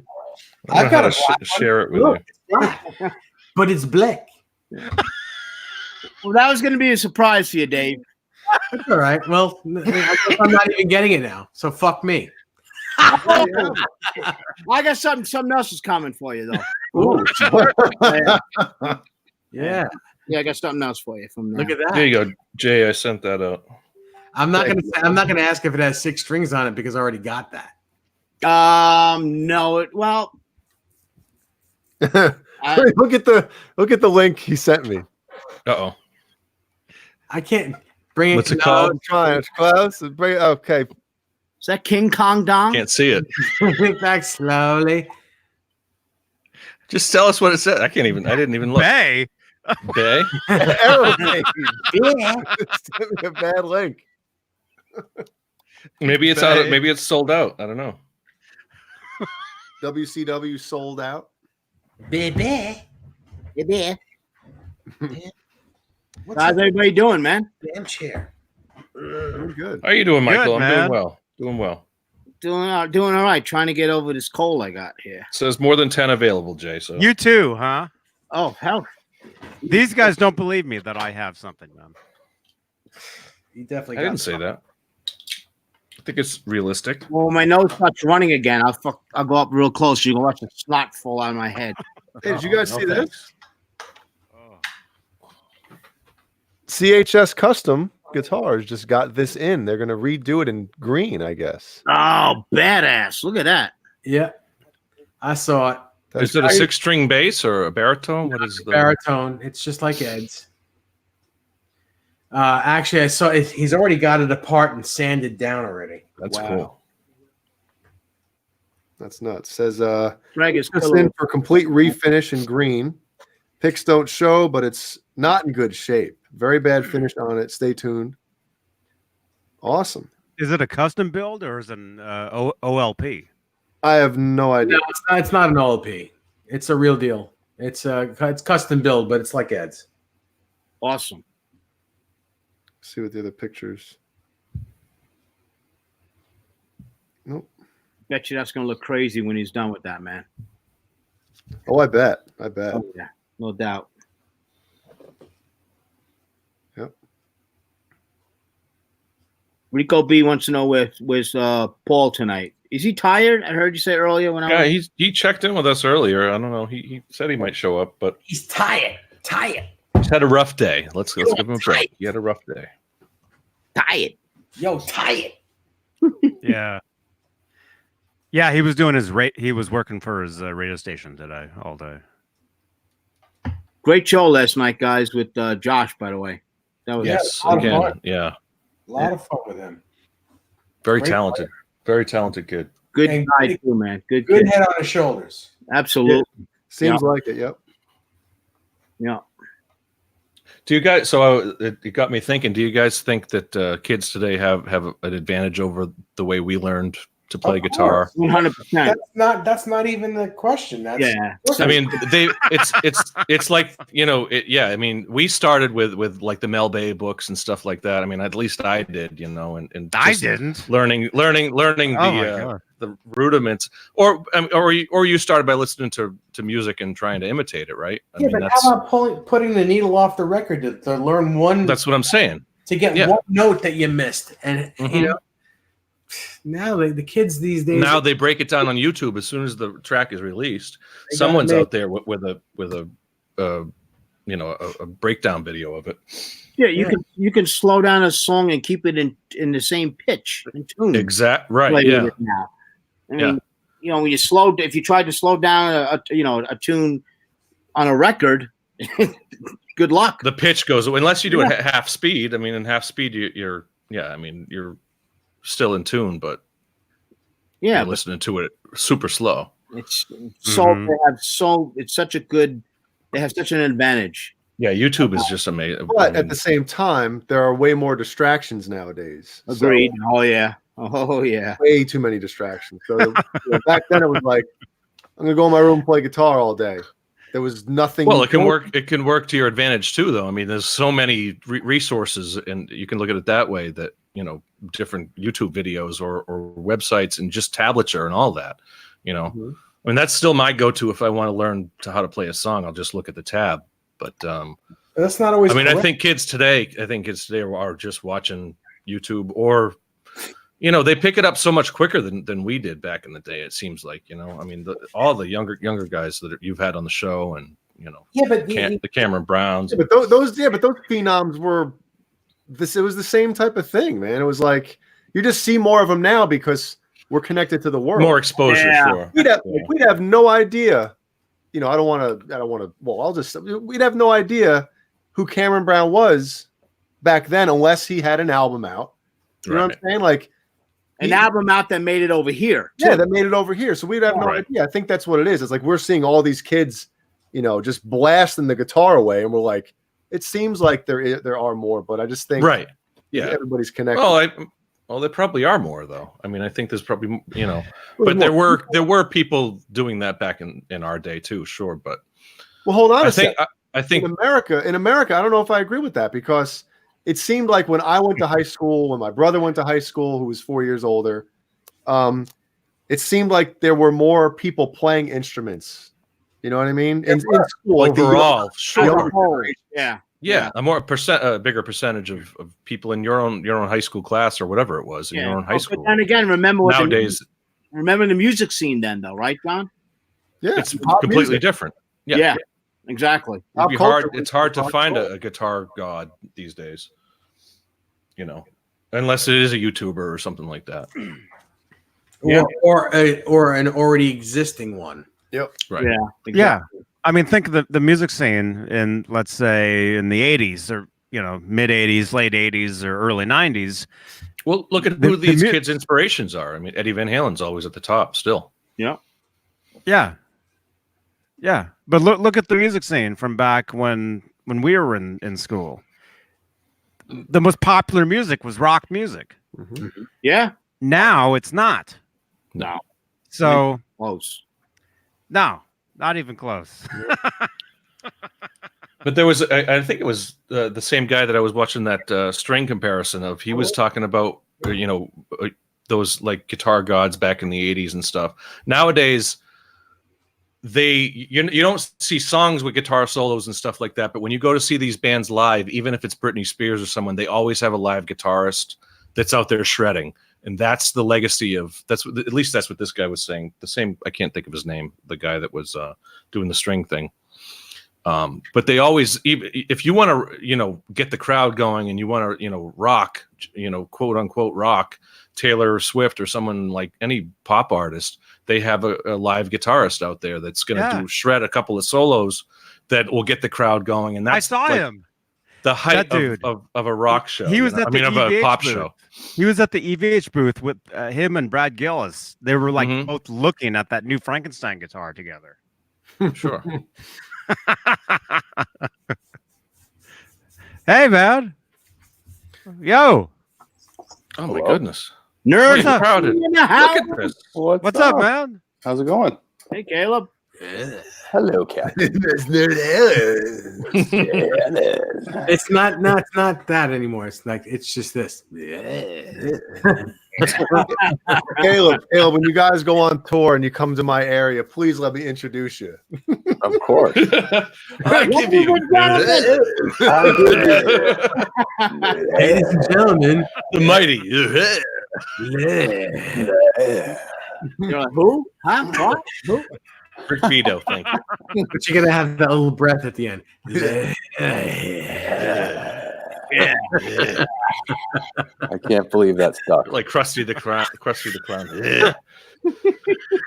Oh, that's so funny. That's like the funniest 30 seconds we've ever had just now. Oh, no. The 5150 mock-up stage was the funniest 30 seconds we've ever had on the show. By far. How is that, by the way? I'm still working on a few. I've got the original, and then I'm working on a real version. The mini one. That's going to be. I mean, if I do it the way I want to do it, it's going to take some time. I can't. Two of the funniest moments happened when Caleb was on. It's the mock-up, and then it was the C13. Caleb's great at it was the C13 PO. Oh, dude. I wasn't calling you out. Come on, John. You knew when you were actually making or whatever you want to call it. No, I know it's all in fun. No, the guys are going to freak on me. Shit, man, it doesn't bother me. It was awesome. 18 inches. I know what the hell I'm doing, man. 18. I know why, I own it. Squares. All built on squares. But you wrote 1/24th scale. 1/24th scale. Come on. So good. That's that's the best laugh I've ever had on this show, and maybe ever. Yeah, I had fun making in all of life. When you're crying, there's nothing better than laughing when you're crying. Come on. You have to watch that one again. Yeah, you got to re-rack that one. We got to find that. In honor of tonight, everyone look back at it. I don't know when it was, probably like 3 months ago. Oh, the best. And if you don't know, John just whipped out this mock-up of the 5150 stage that he built. And out of matchsticks. It was incredible. Yeah. It even had the riser. And I was like, there's no riser. And then it's like, yes, there is, remember? down. Oh yeah. Alex went up 12 inches. He went up. Oh man. It really was a poor excuse for a riser. It was a little riser. It was like Paul Riser. Yeah. There you go. That's a very poor excuse. So how's Nerd Halen doing? We're doing if you ask that question, you have to ask it like Steve Anderson would ask it. Oh yeah, hey buddy. So how's Nerd Halen going? So Caleb, how's the Nerd Halen? You gotta laugh though. That little the giggle, yeah. Oh yeah. I love you, Steve. If you're watching, how's Nerd Halen doing? Everyone gets You their haven't ball. seen him. I'd like to see Steve. Yeah, hell yeah. So we're doing 2 songs on Tuesday night at the Jam. A 2 for Tuesday. It's the whiskey David Lee Roth night. So shit. What 2? Can you say or no? Just gonna ask that. Yeah. Well, I'm. Let's just say I'm very happy. So you guys can figure it out.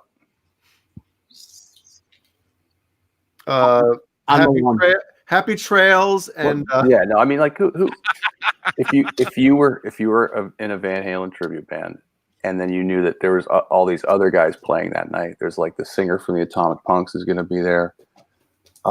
This brand new band that hasn't played yet, but they're playing on February 11th at the Whiskey.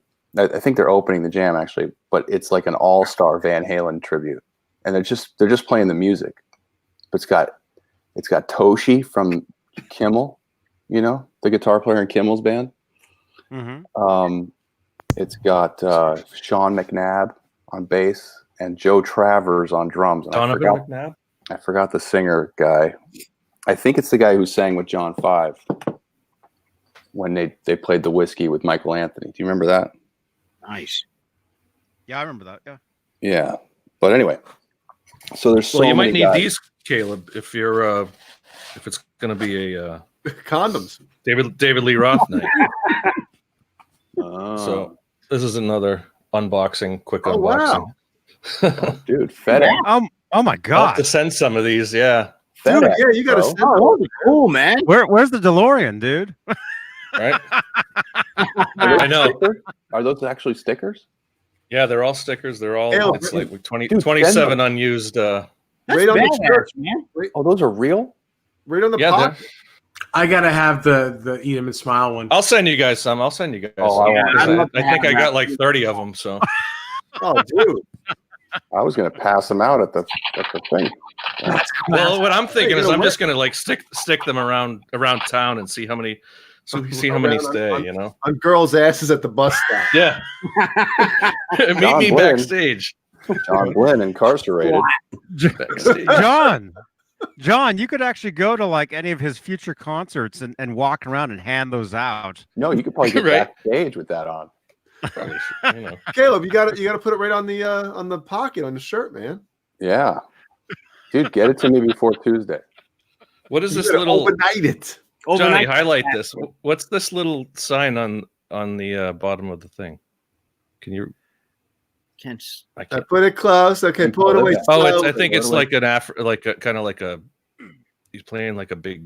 I don't Oh. know. It's the Looks like Joker. a He's got like a shield and a spear or something like Is that. it a Joker? Looks like a Joker, yeah, right? I can't tell. It's either a guy playing can't like, hold my like hand an still. instrument, or he's acting like he's playing an Yeah, that's what instrument. it or looks like. something.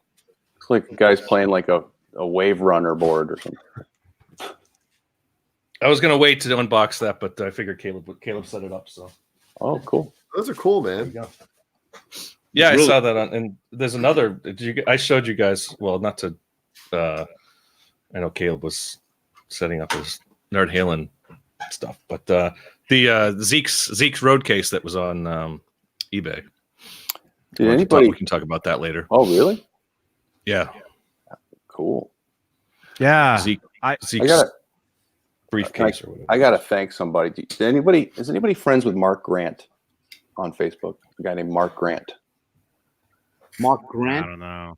He's just That's one of my, Mark Tremonti. I've heard of him. Ask, no, ask Nesdal. no. He's just like a guy in Illinois and Illinois, and he's an artist, and he's been sending me Nerd Halen logos over the last week, and they're the ones I've been posting. They're incredible, and he made this poster for me tonight. Colchester, Illinois. Look at this. Wow. Oh, It's John. like the old whiskey logo. There you go. Solo him. well, that's cool, Nice. man. I like that. Isn't that rad? Classic. That's like based on their final time before their 27th? what? Nothing else. What? You just Very look- cool. So thank you, Mark Grant. New York. That's cool, man. You rock, dude. Ultimate Gem Night. Oh, Everybody's got to play a gem. I feel there should be some gems there because they're going to be doing Roth tunes, So There you go. yeah.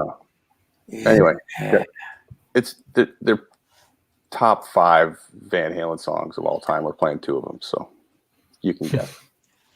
No, I can't. Girl Gone Bad. That's Come not on, top. dude. That's Top 5 commercial. Panama Hut for Teacher. What? Jump. Jump. Yeah. No.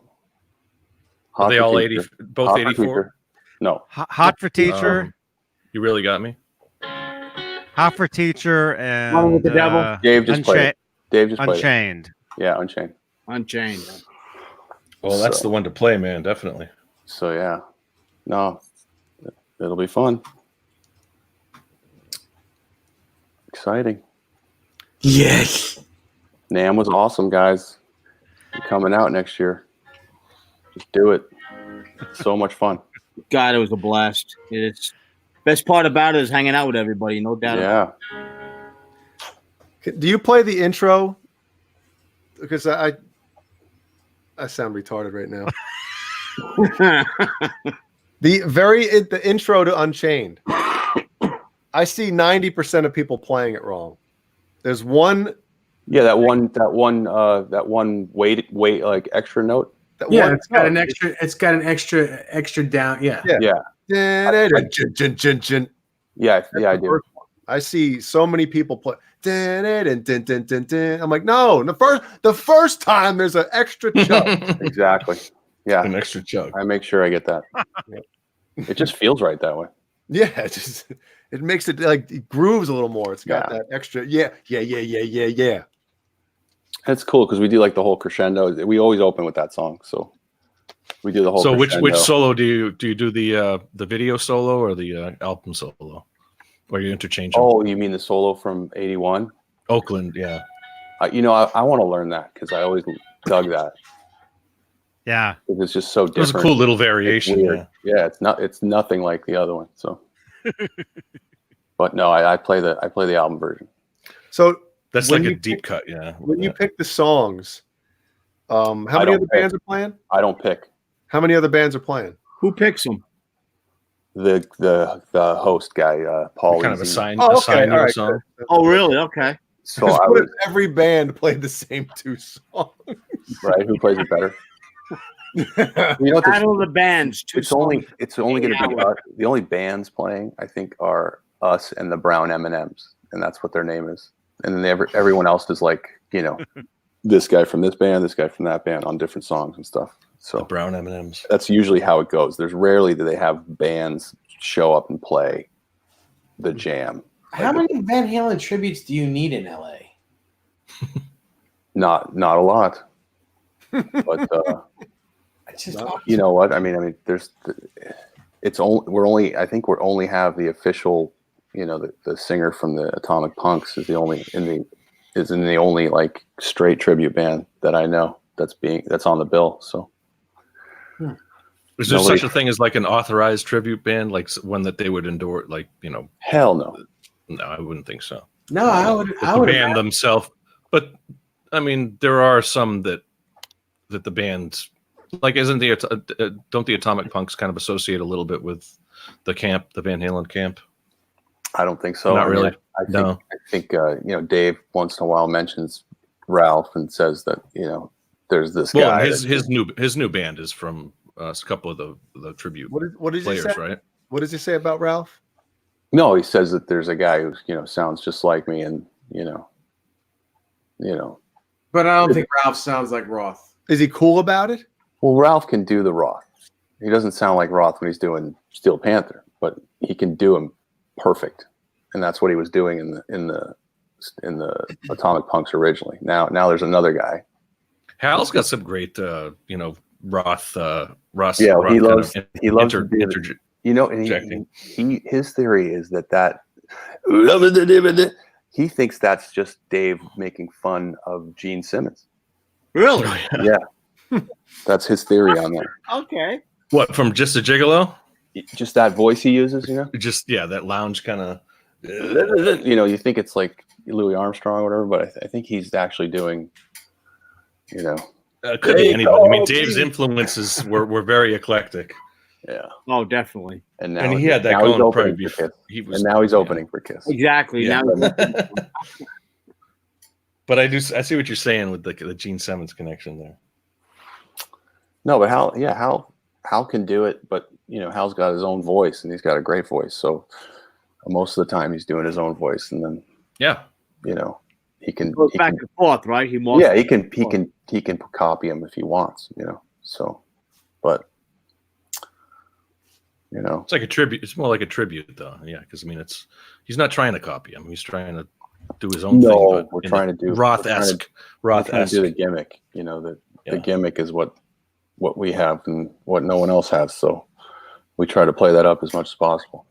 So besides the show that we're talking about tonight, what else has been going on in Nerd Halen Land? as far as running shows. Well, we're kind of dry. Lord Halen. We're dry. Our next official just booking is in May, so I got to fill in, April and hopefully one in March. So cool. Okay. But I think things are going to start coming. Calls are going to be. Well, yeah, I mean, it's summertime is really when you're going to start working. Yeah, I wish we could get on those festivals now. That's when they book. So, but I don't think we're going to make it this year. So summertime. That'll be fun. But I kind of want to do one of those cruises, but too late for that now. So it's going to take off, dude. Booze. Yeah, no. Yeah, I mean, no doubt. I mean, not to. Where were you last year? You guys, did you have your first gig at this point last year? No, we didn't. Yeah, so you guys in a. We'd had our first rehearsal at the So in a year, you guys have come. Think of that, man. That's a good. That's point, crazy. That's a good. You guys have done really well in a year. Yeah. Yeah, we've only been playing since. We debuted at the Jam in early March. Just 2 songs. Less than a year. And then we played our first show in May. So, and we've done eight shows since then. So it's good. No, I'm happy. I'm happy when you're playing Wednesday night at the Viper Room and it's 8:30 on a Wednesday night, and you're into your set. We do Unchained, and then we go right into Everybody Wants Some, and I start doing little sound effects and stuff, and I look up. And I see in the audience that's standing there like this. And I'm like, dude, who is that? And I'm just doing my sound effects and I'm looking and I'm like, that's fucking Rivers. So Rivers Cuomo from Weezer came out just to see us.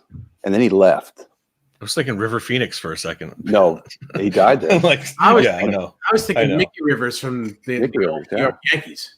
Wait, he died you there? saw the spirit. You saw the spirit of River Phoenix. River Phoenix died there on the sidewalk. Just outside, right? On the sidewalk. But he actually was carried out of the bathroom by his brother. Yeah, but that was his weird. brother Rivers and River. His brother, what's his name? Yeah, who's about to win the Academy Award. Yeah. Joaquin Phoenix. But it was crazy. And then he left. Like before we were done, he was gone. So he literally came out of the night to see us, and then that's great. So that to me tells me that people are hearing about it. Everyone who needs to hear about it is hearing about it. So yeah, Ned Halen. I gotta go to sleep. Tired. All right, Dave. Have a good night.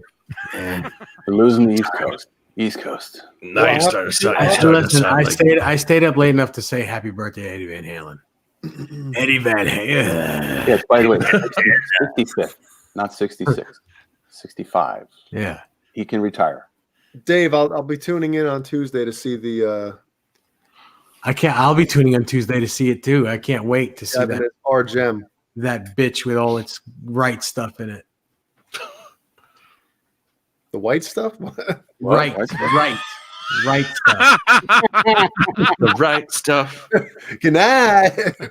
On this channel. Good night, Dave. Bye-bye. See you, Dave. Have a good one. See you guys. Night. The white stuff's on Tuesday. Oh. Mancuda. Mancuda with the white stuff. For the win.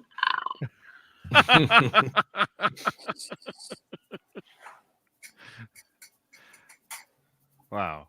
Right on. Where's Paul? I think he's sleeping. My boy Paul. Did he say he was tired? He's posting up a storm today. Posting up a storm, making me look like I don't post. Same thing? Yeah. What, do you post too much? I've been told that. Yeah. Throwing ropes all over the internet. Yep. Who said you post too much? Oh, we don't need to say that. Name. Oh, me? Me today? Wait a minute. Who is the guy that posts too much? Michael Smith. Oh, guilty. Oh, Guilty. it's not a bad thing. Guilty. I Yeah. love Michael Smith's post. Guilty. Guilty. Guilty. How do you find? Guilty. Guilty. Guilty. Guilty. Jorel, you've been sentenced. To Facebook jail again. Not again, Michael. I'm a 4-time offender. That's Oh, The one with man. What pottery happens in one. Facebook The jail, pottery man? one is good enough, right? That Say one. again? The pottery one, that's good enough to get you I guess so. jailed. Did you get jailed? No, I didn't. Because you No. put the one with the chick doing the Yeah. play. And I was like, They let me go on that one. they did? Yeah, they let me. Yeah. When you're in Facebook jail, you can go on Facebook, you can look at stuff, but you can't comment. You can do nothing. It's basically just like watching. So it's like sex. It's like having an ankle bracelet or something. Exactly. Yeah, exactly. You just watch. And then usually when I pop out, I look for the most. Oh. I try to get the thing closest to get me back in again to say, go F yourself. So, Hey now. hey now. Usually when I pop out. When I pull out, Yo. Here's Michael Smith's Steve Vai. Candid. Oh yeah. out of here. Did you see mine through the glass? No, hold on. That was a good one, Caleb. Hold on. Thanks. Hold that picture up again, John, please. Yeah. You know what Steve's saying? God, these guitars are ugly. Oh, I think yeah. Why the hell did I make the decision to go with gold? I was in line to see him, and they cut it off. I was like, "You sons of a bitch!" Even though I cut the line, but whatever. Oh, did you guys see that one where we're me and Ben Coombs and JJ are peeking through the window? Dude, that video, I don't know. Who was it for again? Who was the company? Premiere? It's your premier guitar. But who was the company that he was interviewing or they were interviewing? It was John Bingham with Synergy Amps. So it was the Vi Synergy one, right? Yeah. So I actually clicked on that to watch it. So I'm watching it, and all of a sudden I look through the window or through the door, Yeah. and I see Ben standing there, and then he slides over. JJ's House of Jams is behind him, and then all of a sudden you see Caleb from the side. All of a sudden, who's pointing at the thing? Here you go. Was that Here you go. Ben or was it you? Here you go. There you go. So there's the picture. Yeah, I took a screen. I did this. That's right, you took a screen. And then you can. Dude, I'm watching it, and That's I'm like, funny. holy shit. I'm like, whoa, there's Ben. Whoa, there's JJ. Whoa, there's Caleb. So funny. It's really funny. Here's Michael Smith with Keith Richards. Oh, wait, is that? Whoa. Oh, that's not Michael Smith. Dude. Is Whoa. that? Oh, shit. Wow. The size of my fucking head. You're bigger than I thought you were. You're a big guy there. Ooh. Oh yeah. Oh yeah. Michael, Wait a keep minute. posting. Keep posting, Michael. I love your posts. Well, thank you very much. By the way, great interview with the kid last night. That was awesome. Yeah. Yeah, that was awesome. Yes, it was a good show. He's I'll tell you, Greg Renoff, he wanted me to make sure some things happen for him because that's his project is Joshua Jones. I could tell. Yeah. Right? You can't. But he believes in him, and I'm like, okay, whatever. He's loud, he's fast, he's crazy, whatever. There's a bunch of them. No, there's not a lot. This guy, It's special, dude. I'll tell you something. It's almost kind of like I have like a Matrix kind of feeling about him. You know, there's got to be someone to come along that's going to get people to want to play guitar. And I think this might be the kid. I really do. He's got his head screwed on right too. Right, and that's what I wasn't expecting. I was expecting just a punk, you know, thinks he's hot shit. No, really educated, really aware, self-aware, and aware of all the other players, and loves guitar players. He doesn't talk shit. You know, he likes what everybody's doing. Yeah, and he's just like, it was. You know, I was blown away. I thought the kid, you know, had it all, and then he can play like that, and he plays in a way where you're like, you know, you keep like kind of going like, well, you know, it's like a fire. It's like a fire, and it's building. You know, and you kind of have to like kind of step back. You know, and I think I described him as somebody like even the best player in the world would look at that guy and raise his eyebrows and look around like, are you seeing this? That's how I feel about Joshua's talent. And I think I hope nothing but the best for that kid. He needs to move to Nashville. He needs to find the heaviest guys in Nashville. Yeah. And start a band and kick that town's ass. And we're going to hear about it. So that's what I've told him to do, and I think that's what he's going to do. So, well, I meant to respond to your text. What's that? Yeah, Jay, I'm sorry. I meant to respond to your text message, but I was doing a bunch of crap today.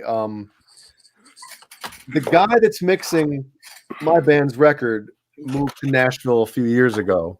He's got a recording studio, and he knows some big boppers. Do you know what kind of band he wants to start? Like how heavy or no? But I think he needs to be like in a 3-piece with a singer, and it couldn't be a chick. But I think it should be. He told me he was working on originals right now. He needs bass and drummer. Yeah, and a singer, and you know, a great singer. Obviously, it could be a chick. Or 4-piece. Him and I talked. I mean, a 3-piece instrument with a singer. I never say 4-piece. Okay. Him and I talked for like an hour after we were done with the video. We stayed on this video for like an hour afterwards. And he was saying he wants to do original stuff. He doesn't want, he was saying what was he saying? Like, you know, he could do like, you know, the what do you call it? The hired gun type thing for somebody. But he wants to do his original music. Even if he does the hired gun thing, whoever hires him is going to fire him because they won't be able to keep up with him. Because he's going to steal all the focus. Yeah, absolutely. He just is, and he can't help it, and that's cool. Yeah, you know, because there's all these comments and people are, you know, talking about his video, which is probably the most watched video of NAMM now. Michael Smith's video that he shot. Video on Facebook, yeah. Because Masters of Shred shared it, you know. Yeah. I mean, it had like 100,000 views, I think. If you look back, you can find the Masters. Was that Michael's original? Yeah. Michael shot that. Yeah. So that's cool. I'm the one in the background, like laughing. Yeah. But a lot of comments are like, "It's too fast. He's crazy. Like he needs to slow down. He needs to chill. He needs to have feeling." And I'm like, yeah, he needs to feel it. Are you for real? Too crazy. Like, and I'm going, fuck. Are you listening to what he's doing? Exactly. Are you watching what he's doing? That's fucking jealousy, all fucking through and through, right? And that's what I said. Like, you know, half the players in the world said that about Ed in '78. That's right. The same thing, because they knew they were in trouble. His pick attack is sick. He showed control. It's the control. Control for every bit of his vibrato. The pointing finger, his nail, and it literally is just like completely shaved. He does like 3-note shakes. Yeah, I mean, like 3 notes. He goes and it's like perfect vibrato and it's going up 3 notes and down. It's what does he do? Do that again? Oh, shut up. Oh,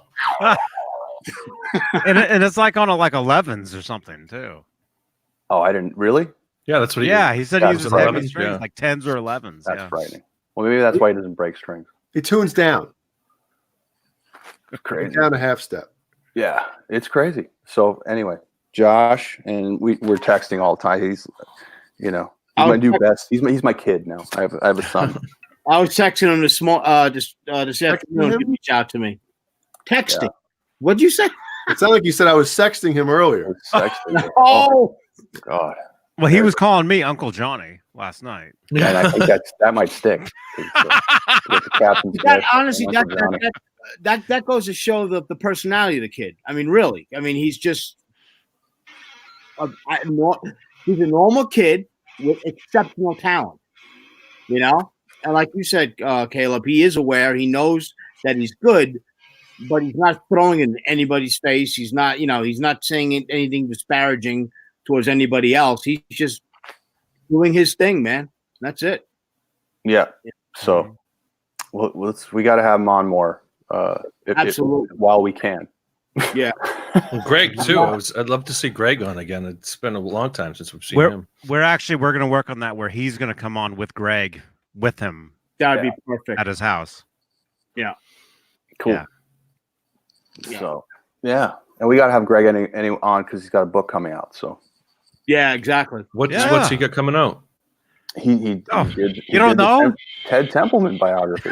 Okay, yeah, I've seen it. I saw it. Yeah, I saw the. Wait, you just did that thing. Setting it up. That's like 4 times. You saw it. I saw it. Yeah, I saw it. What do you want? When we say I seen it, I seen it. I like saw it. No, I like I seen it. Yo, I seen it. I seen it. Yeah. Yeah, Ron. I'm sorry. Yeah. Sorry. I didn't mean to say it like that. Well, Caleb, that's right, Ron. That's now that you're talking to him all the time, if he's looking for a studio to mix a record or something. Yeah. Well, I mean, after the Nerd Halen Christmas song, I mean, the phone's been ringing off the hook there, huh? I know, right? Yeah. Has it? Yeah. By the way, everyone in the chat, have you downloaded the Nerd Halen Christmas song? If you haven't, any streaming service, type in Nerd Halen. It's the only song available. Shit, man, plug it. Yeah, it's pretty cool, and we're gonna. Motherfucker. We got it out late, so it literally was released 5 days before Christmas. So, when all was said and done, so we're gonna have it all ready for next year with a video and all that. It's gonna be awesome. So it was fun. Cool. Well, it was Yes, Ron Padgett saying Alex Skolnick might come on. Johnny is setting that up. So, Oh, he will. I saw him at the hotel. And, Johnny and Alex go way back. Yeah. Man, I'm so bummed I didn't get a chance to see Trunk because I would have loved to tell him about the project. So. I saw him a bunch of times. I saw him at the Gibson thing. I was hanging out with Mr. Kramer at the Gibson thing, and Trunk went walking by, and then Michael Smith. I mean, at the freaking hotel there. Yeah. At the bar, Trunk was standing next to us for like 2 hours, just hanging out, looking like a square peg in a round hole. What do you mean? He just the video clip that Michael filmed. Like, they're going past and you got Portnoy and we think it was Rob Flynn from Machine Head, and who else was standing there? Richie Kotzen. And then there's Eddie Trunk standing like on the outside of him, and it's kind of like he's just like kind of there, Courtney, say Courtney Love right now, Caleb. What's that? There's the numbers. 728 shares. 51,000 views. Wow. Now, what sucks, dude? I'm going to try. A lot of people aren't giving you credit, are they? Giving who credit? You. Oh, I don't care. I just want to get this kid's talent out there, exposure. Yeah. The exposure. I'm not looking for any kind of credit at all, man. I mean, well, no, but I'm saying when you share somebody's video or picture, you should say, "Thank you, Michael Smith." Oh, no. Well, his name. It has 38,000 views on Master of Shred. All right, can you see anywhere on there where it originated from? No. Tap on the video. Well, yeah. Once you click on it, it says Michael Smith's video. Does it? Yeah. On Masters of Shred. Like when that, because that was shared on Van Well, Halen did you Newsdesk. upload it to Masters of Shred? Where did you upload it to, Mike? I just I put it on my Facebook page. That's all I did. And then Greg reached out to me. He's like, "Can you make it public so I can share it?" And then I was like, Greg yeah. probably gets the credit. So I made it. Well, whatever. I made it public. No, I know it doesn't matter. Yeah. I made it public, and then it fucking took off because everybody started sharing it. And yeah. So you're getting all the alerts. Yeah. Well, I get it. Outside of all your like weird videos that Did you get post all day 51,000 long. alerts? It has 5,300. It has 5,358 likes on Masters of Shred. So what's going to be funny is that the next time you get Facebook jailed, the video is going to go bye. Oh, no! They don't pull it off. No, they won't do that. They won't pull it off. Wow, 5,300 likes. That's gnarly. I get notification when somebody responds to the Facebook page only, Johnny. And there's a lot of them. But not like when somebody else puts it out on another domain, it's out there. So I get. Does it say how many Facebook views there are? Specifically, I wouldn't even know. Likes, Facebook likes. You must have the. Go to the video. It'll show you how many times it's been liked. Shown. It's on Instagram. Yeah. For you though, it'll tell you that it tells you the poster. No, I gotta find it again. Poster.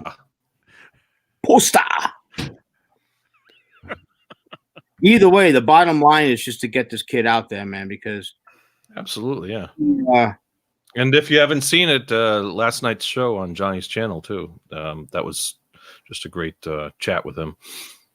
I haven't watched the whole thing yet. What's up, Hugh? Yeah, anybody in the chat room hasn't checked it out. Check him out, man. Check this kid out. He's the fucking real deal. You're gonna hear about it. He's gonna come find you. You don't have to find him. Trust me. I'm serious. I'm serious. It's like it's one of those rare players when you just like it's not even like your style, but you're like, damn. Like I said, like the guitar has no chance.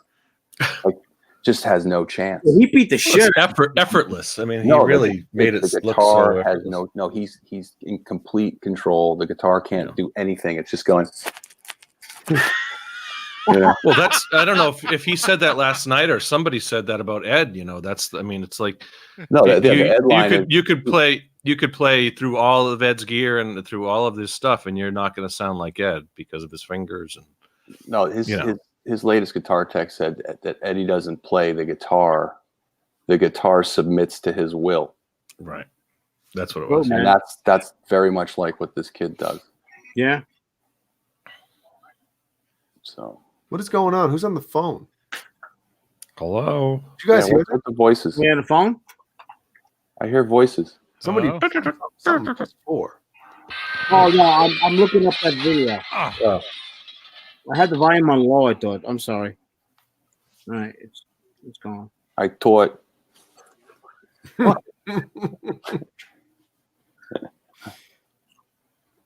So did you guys see this? I know Johnny and Jay probably saw it. Oh, cool. It's a suitcase. That's Zeke's case from look at that. The touring days. It's on eBay for guess how much? How much?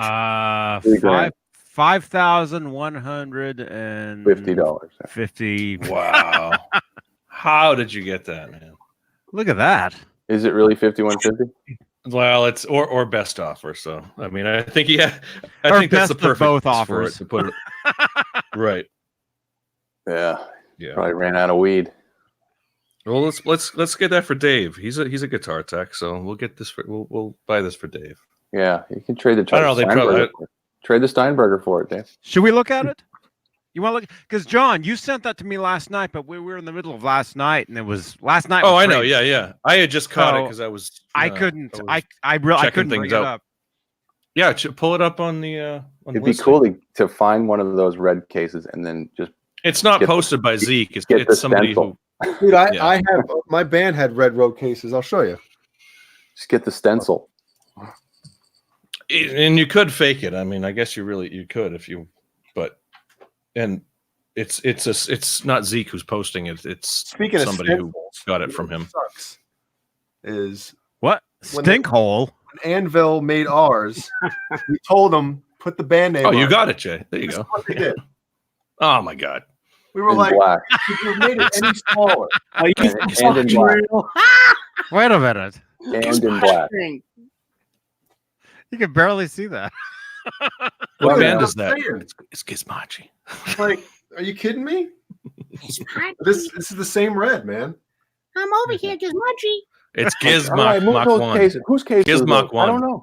know. Just move those cases. Whose are they? I don't know. Move them. I can't see the name. I can't read. It's too small, bro. Right. Watch out. It's What is that written fucking backwards?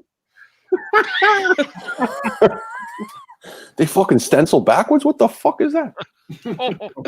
Fuck is going on over here? Gizmach 1. Jizz Mach 1. That's insane. Who the hell came up with that idea? I mean, really?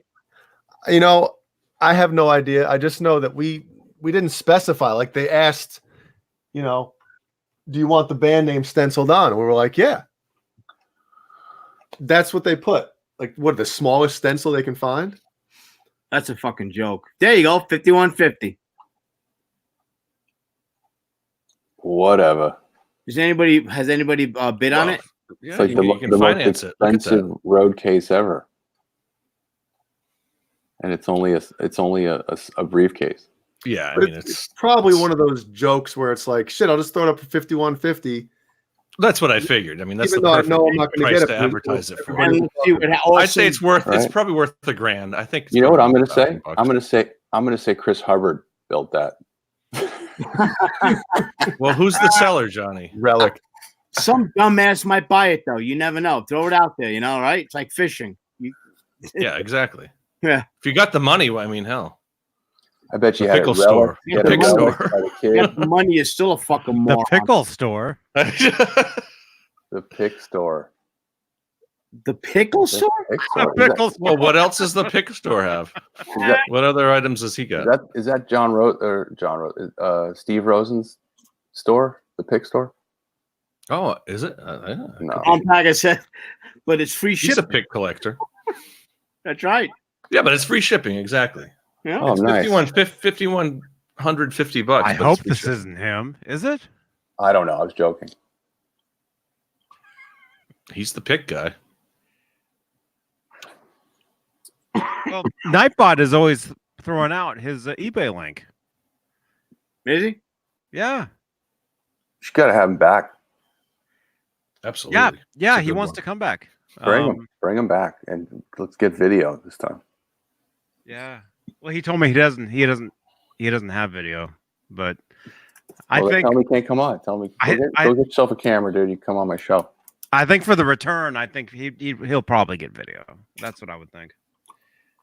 Okay. So anyway, whoever's this is, let's check it out. Although eBay And it comes with all the tour books and stuff like that. Tour catalogs, right, Jay? Comes with a tape measure. Oh, those are For backstage. Those are like Exactly. for the band. That's kind of cool because then you get to see where they're staying and what The tour itineraries. what their specs are and all that. That's cool. That's a lot of good stuff. That is, if it's real, that's pretty damn cool. Yeah. It's not $5,000 cool, but it's cool. What's the description say? I read it briefly last Yeah. night, but It says 100% real. hi guys. I don't doubt it. I can't read that. Read it, Johnny. 100% real tour guitar picks. Oh no, that's this Anvil briefcase belongs to EVH Sammy Hagar's guitar tech Zeke Clark. The case has the same contents in it as when it was received. I believe there are 26 Van Halen tour itineraries, 3 tour programs, a music tablature book. Also included are 4 backstage passes from Prince, 1 Van Halen and 1 Poison. You gonna order any more? No. Okay. What's going on? Are we all right? Figured out how to do it now, Mike. Mike's buying it. Yeah, get on that, Michael. Come on. I just put my bid in. Nice. $5 $5. and 51 cents. How many bids are there? 7 watchers. I'm one of those watchers, but Very interesting. Poison. Prince. Prince. Never trust the big button to smile. That girl. Oh God. She's driving me out of my mind. What's the item number, Johnny? Come on, let's all collectively. What do we got? How many watched? Number. 66 watching. Oh, chip in. If everybody puts in The 30 eBay bucks, item, maybe? Here it is. And Can we you can see that? do a 40247. I'm putting in Four- 40, 20, 47, 46, 1950. Wow. 1786765 8675. Yeah, I know. 309. 99. I got it. I'm gonna watch this bastard. Watch this bastard go to some really wealthy dude. Watch it went up. 7 Yeah, watts. someone's gonna pay a good price. Well, I don't know. It is kind of a unique item. I mean, who knows who Zeke is, but it is. Well, dude, I mean, if I think it's cool as hell. If someone bought the Frankenstein and someone bought the Bumblebee, they're going to buy that. Might as well throw that in, right? Right? Yeah. Yeah. Whoever those guys are. Speaking of buying, quick question. Chat room and you guys. Anybody pre-order the new Frankie? No. Not me. I wish I could. Same here. So I mean, it's definitely a good price point. I mean, it seems as though it's worth. Looks like it's worth the money. Well, I pre-ordered it. the guitars. Ooh, Michael, nice to hear. Yeah. The guitars at the booth always feel really good, and that's because they have their best guys work them up. Yeah, exactly. So why you're they had to probably, do it in going to get a guitar that you're going to have to take to your guy and work it up. Just warning you. So. And Caleb, I think that's why they had the 2 of them there. They were probably switching them out, fixing them up and setting them up because everybody and their mother was playing it. It's pretty interesting that I didn't know that they had 2. And even somebody very, very in the know didn't know they had 2. Really? When I told them they had 2, he was like, "Nah, I didn't." We just looked over and saw it laying on it. It was literally laying on a stool. There was only one there at the show, and that guitar's back up at 5150. That's my impression. They pulled it out, man. They put we were there right before they kicked. Yeah, like literally. You did the video, Johnny. Remember we recorded that last video, right? I told you. I'm like, I want to film my video right before they kick us out of here, is what I said, and so that's what we did. Yeah. And then as soon as we were done, that's when Fender Fred is like, "All right, everybody out of here!" Start yelling. And that's when thanks for that. And that's when they pulled. That's when they pulled another one of those things out of nowhere, and there's 2 of them. I saw it. I looked over. I'm like, holy shit, twins. Then I asked him, can we take a photo of both of them? He's like, go ahead. So you got Mancuda in there with. Yeah. Where's that picture? I sent it to you last night. Oh my gosh! Yeah. You can't find it? Well, it's. Did you find it yet? Yeah, hey, Johnny, I got it. Send it again on Facebook. I got it right here, Johnny. Or whichever. I'm crushing these effing things, man. The hell is it? I'm gonna turn into a big fat M&M. Oh, okay. Nice. And that's that dude. Yeah. Fender Fred? Who is it? No, we met that guy. We met that guy, and he was like, what did do you remember what he said? What was it? Remind me. Do you remember what he said about he said something about, oh yeah, I told him about what we do, and then I'm like, yeah, and then but we're not acting like we're the EVH spokespersons or whatever, and he's like, oh, you mean that one dude from Canada? Oh yeah, that's right. He's like, he thinks he's like EVH, but he's not. Yeah. Remember that? Yeah. He said that. He told us that. Yeah. Who, Ben Coombs? No, no, not him. The other one. Yeah. I know. I'm just. Yeah, and I'm like, yeah, man. He's like, oh, that guy. Oh, that guy's. Yeah, like he knew that guy was a phony, man. Yeah. Like he was telling us that, and I was like, whoa. So I think it's the talk of that whole company. I think he has his own section of jokes. Mm-hmm. But this is just some dude. He wasn't from them. It was just some guy that was hanging out. By the way, he just mentioned it. One of my top moments at NAMM was we were standing at the EVH booth, and I was standing with Ben Coombs, and Ben's like, wow, he's really looking at you. And I'm like, who? And he goes, look, Stash. And I look over and he's glaring at me, and then he starts walking out. But as he's walking out, he has to walk by me. And he's across this like narrow room, but it's probably like 15 feet away from me as he's walking by me. And he looked back at me 3 times with this face like this.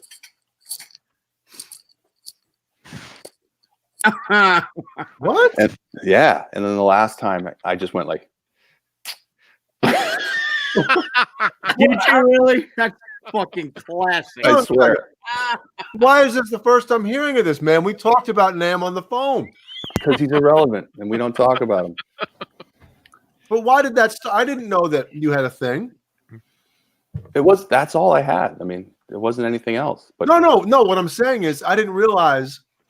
Oh, that he knows me. There's a rift. Oh, I think he knows me for sure. Because I've spoken about him, and okay. I think I blocked all his stuff, so he can't even look unless he obviously creates other accounts, which I'm sure he does. So, well, here's the weird thing with that is that who are we talking about? Oh no, we can't say his name. Write it in the thing. Here's the thing. I used to follow him. on Facebook, Instagram, and Twitter before I knew anything. Right. Mm-hmm. He followed me back on. I don't know if it was Facebook. I think I just liked his page. So it was Twitter and Instagram. He followed me back on, right? Mm-hmm.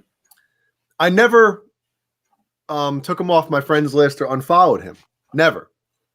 So a few days ago, I'm seeing some NAMM stuff, and he popped up. So I clicked on it. And, whoa. He doesn't follow me anymore. He unfollowed me and whatevered me on both. And I'm like, I don't have anything with him. You know what I mean? But obviously, I guess he knows that I'm. Yeah, obviously he knows, right? Yeah, he knows that you're on this show. Well, then F him then. I'm unfollowing him. You unfollow me, I'm unfollowing you. Yeah. Yep. That was funny. Yeah. I didn't realize you guys had a thing, man. I didn't really either, but I mean, I think what was it last year? They came and I was standing with Johnny, and Johnny's like, his kid's looking at me. Good impression. And I'm like, he is. So I look back at his kid, and I'm like, and then I look at him, and he's looking at me, and I'm just like, I just give him a mean look, like the one he gives me. But I was like, you want to go? Get the fuck out of here, Fucking weirdos, man. And it's really weird. It's like guilt by association, I guess, man. Yeah. Oh yeah. No, yeah. So Johnny, did you see him? Nice. Yeah. Cool. You can't miss them, by the way. They turned and ran. They're in their twin shirts. They have these Yeah, they bowling shirts, you know. they saw me and they turned around and they split. It was Michael, very. That was on. It was very when we quick. Come down the escalator, right, Johnny? You're picking the wrong time to show off. I don't know, Michael Smith.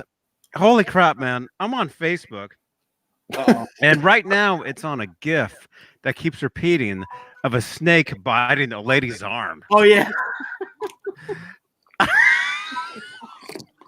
What she's, the hell? She's a model. She's modeling with a freaking snake, and a fucking thing bites her arm. What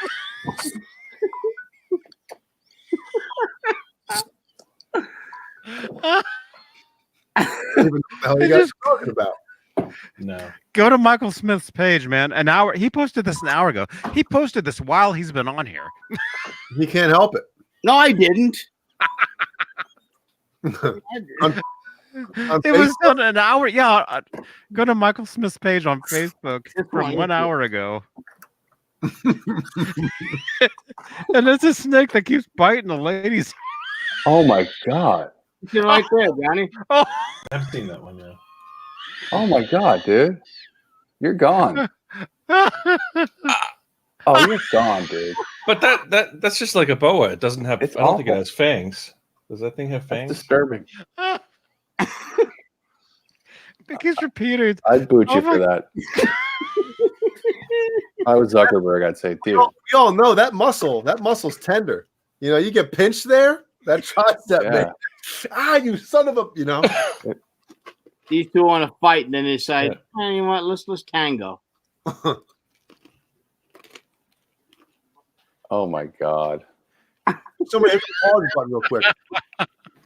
Don't forget to follow Michael Is there Smith music on to that Facebook. too? Is there Oh my music? Is there music to that? Nah, it's just a gift. Hi, Glory. She's upstairs. My friend Joe's here still. Oh, hi, Joe. Hey, Joe. Hey, Joe. Joe, jump on here, man. Is that your first mate? There he is. Hey, Joe. Joe. Hi, Joe. New Jersey. How long has Joe been there? Joe from Great guy. Jersey. He's been here the entire time. He's been there for like geez. 3 days, for like 4 days. Man. Joe, good to see you. Every time I say something wrong, he punches me in the nuts. Joe, you staying in the foredeck or are you in the back in the stern? Where are you staying? I got a In roll. the he's staying in the galley Oh, okay. He's in the galley. or the head. Head to toe. You guys sleeping head to toe? How the hell? Toe to head. All right. Don't batten down each other's hatches. Okay.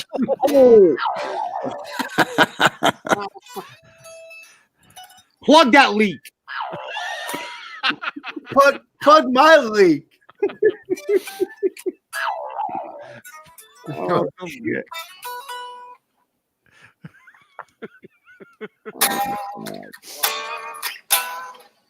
So Johnny, you have more content to put up, right? Tell everybody on your page, man. Stupid glasses. I do. Who the Yeah. hell is that? Who's new on the show here, boys? Who do we have? Oh, there he is. He's back. There I am. Whoa. Yes, I've got tons.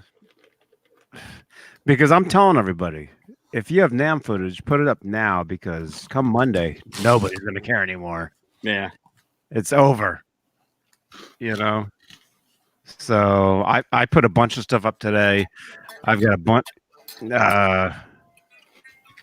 I've got tomorrow.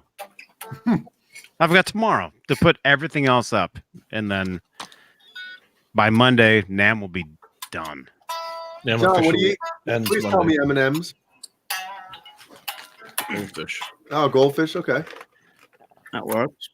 M&M's? No. What are you eating, Jay? You're eating something. What do you got? Yeah, M&M's. Oh, nice. The thing was Ah. full in the video. Man, I know, right? That's a lot of M&M's. Mhm. The peanut? You like what? Are they peanut M&M's? Oh no, hell no, man. All right. Oh, come on. You got a peanut, man. I don't. It's gonna just be chocolate. I mean, rainbow. why don't you just eat a Hershey bar? Because it's not the same. The candy coating. Yep. That's right. Did you know that they for a long time they discontinued the red M&Ms Yeah, they re-released them in 1985, I think it was. I just read Why would that. they This do week. such a thing? Because of Red Dye number 5 or Red Dye number whatever. It's number 5, I think. Yeah. Yeah, there was a big scare in the 80s for that. Well, do you Red boys M&M. It produces cancer. remember the commercial for the green M&Ms? Yes, the home run. Yep. Yep. That's right. That was my area. Yeah, I remember that. I remember that commercial. Like Green was the time I home run. saw it, Blue was like a second. Yeah. It was cool though. I mean, it was like make a little game out of it. Yeah, it made me want to go buy M&M's as a little leaguer. You know. Let's see some brown M&Ms. Any brown in there? Brown M&Ms are playing the Ultimate Jam on Tuesday. Oh, sorry.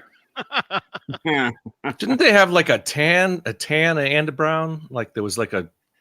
I think when they took out the red, they had like a tan and a brown. Yeah, it was a lighter brown. You're right. Dude. Yeah. There's like Valentine's M&Ms that were like lighter. And when there was a lighter brown. And when they added the lighter brown, David Lee Roth was really pissed. Yeah. Right. They had to redo the browns. rider. Oh You do the whole fucking rider. It said not the light brown ones, the dark brown one. Shit. Oh, by the way, anybody get one of these yet? I have to get one of those. Put it closer. Yep. What is it? There we go. No Johnny to isolate. Okay. Little FU-tone magic. Oh, nice. Oh. Yeah, I met the guy. Good dude. It's just Adam's just like pushing the product. So Yeah, he's. but it's this guy, nice guy. But it's great. It's this little Allen wrench. You can just stick it up here. It'll stay in there. Ow! Oh, Yeah. Knock my another ear. falls off. Excuse me. It attacks microphones. That's always comfortable when you knock your earpiece out quick. Or earpiece.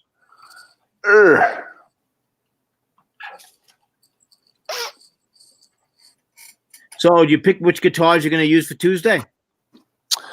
I'm looking at the Space Wolf, and yeah, I have to use 2 because they're in 2 different tunings. But I'm going to do the Space Wolf and the Bumble Nerd. So Nice. unless someone brings me a Frankie from the factory, but I doubt that's going to happen. Hint, hint. Factory set. Mark McGuire rookie card.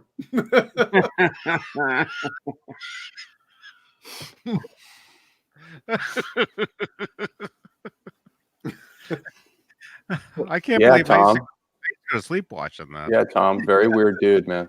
And just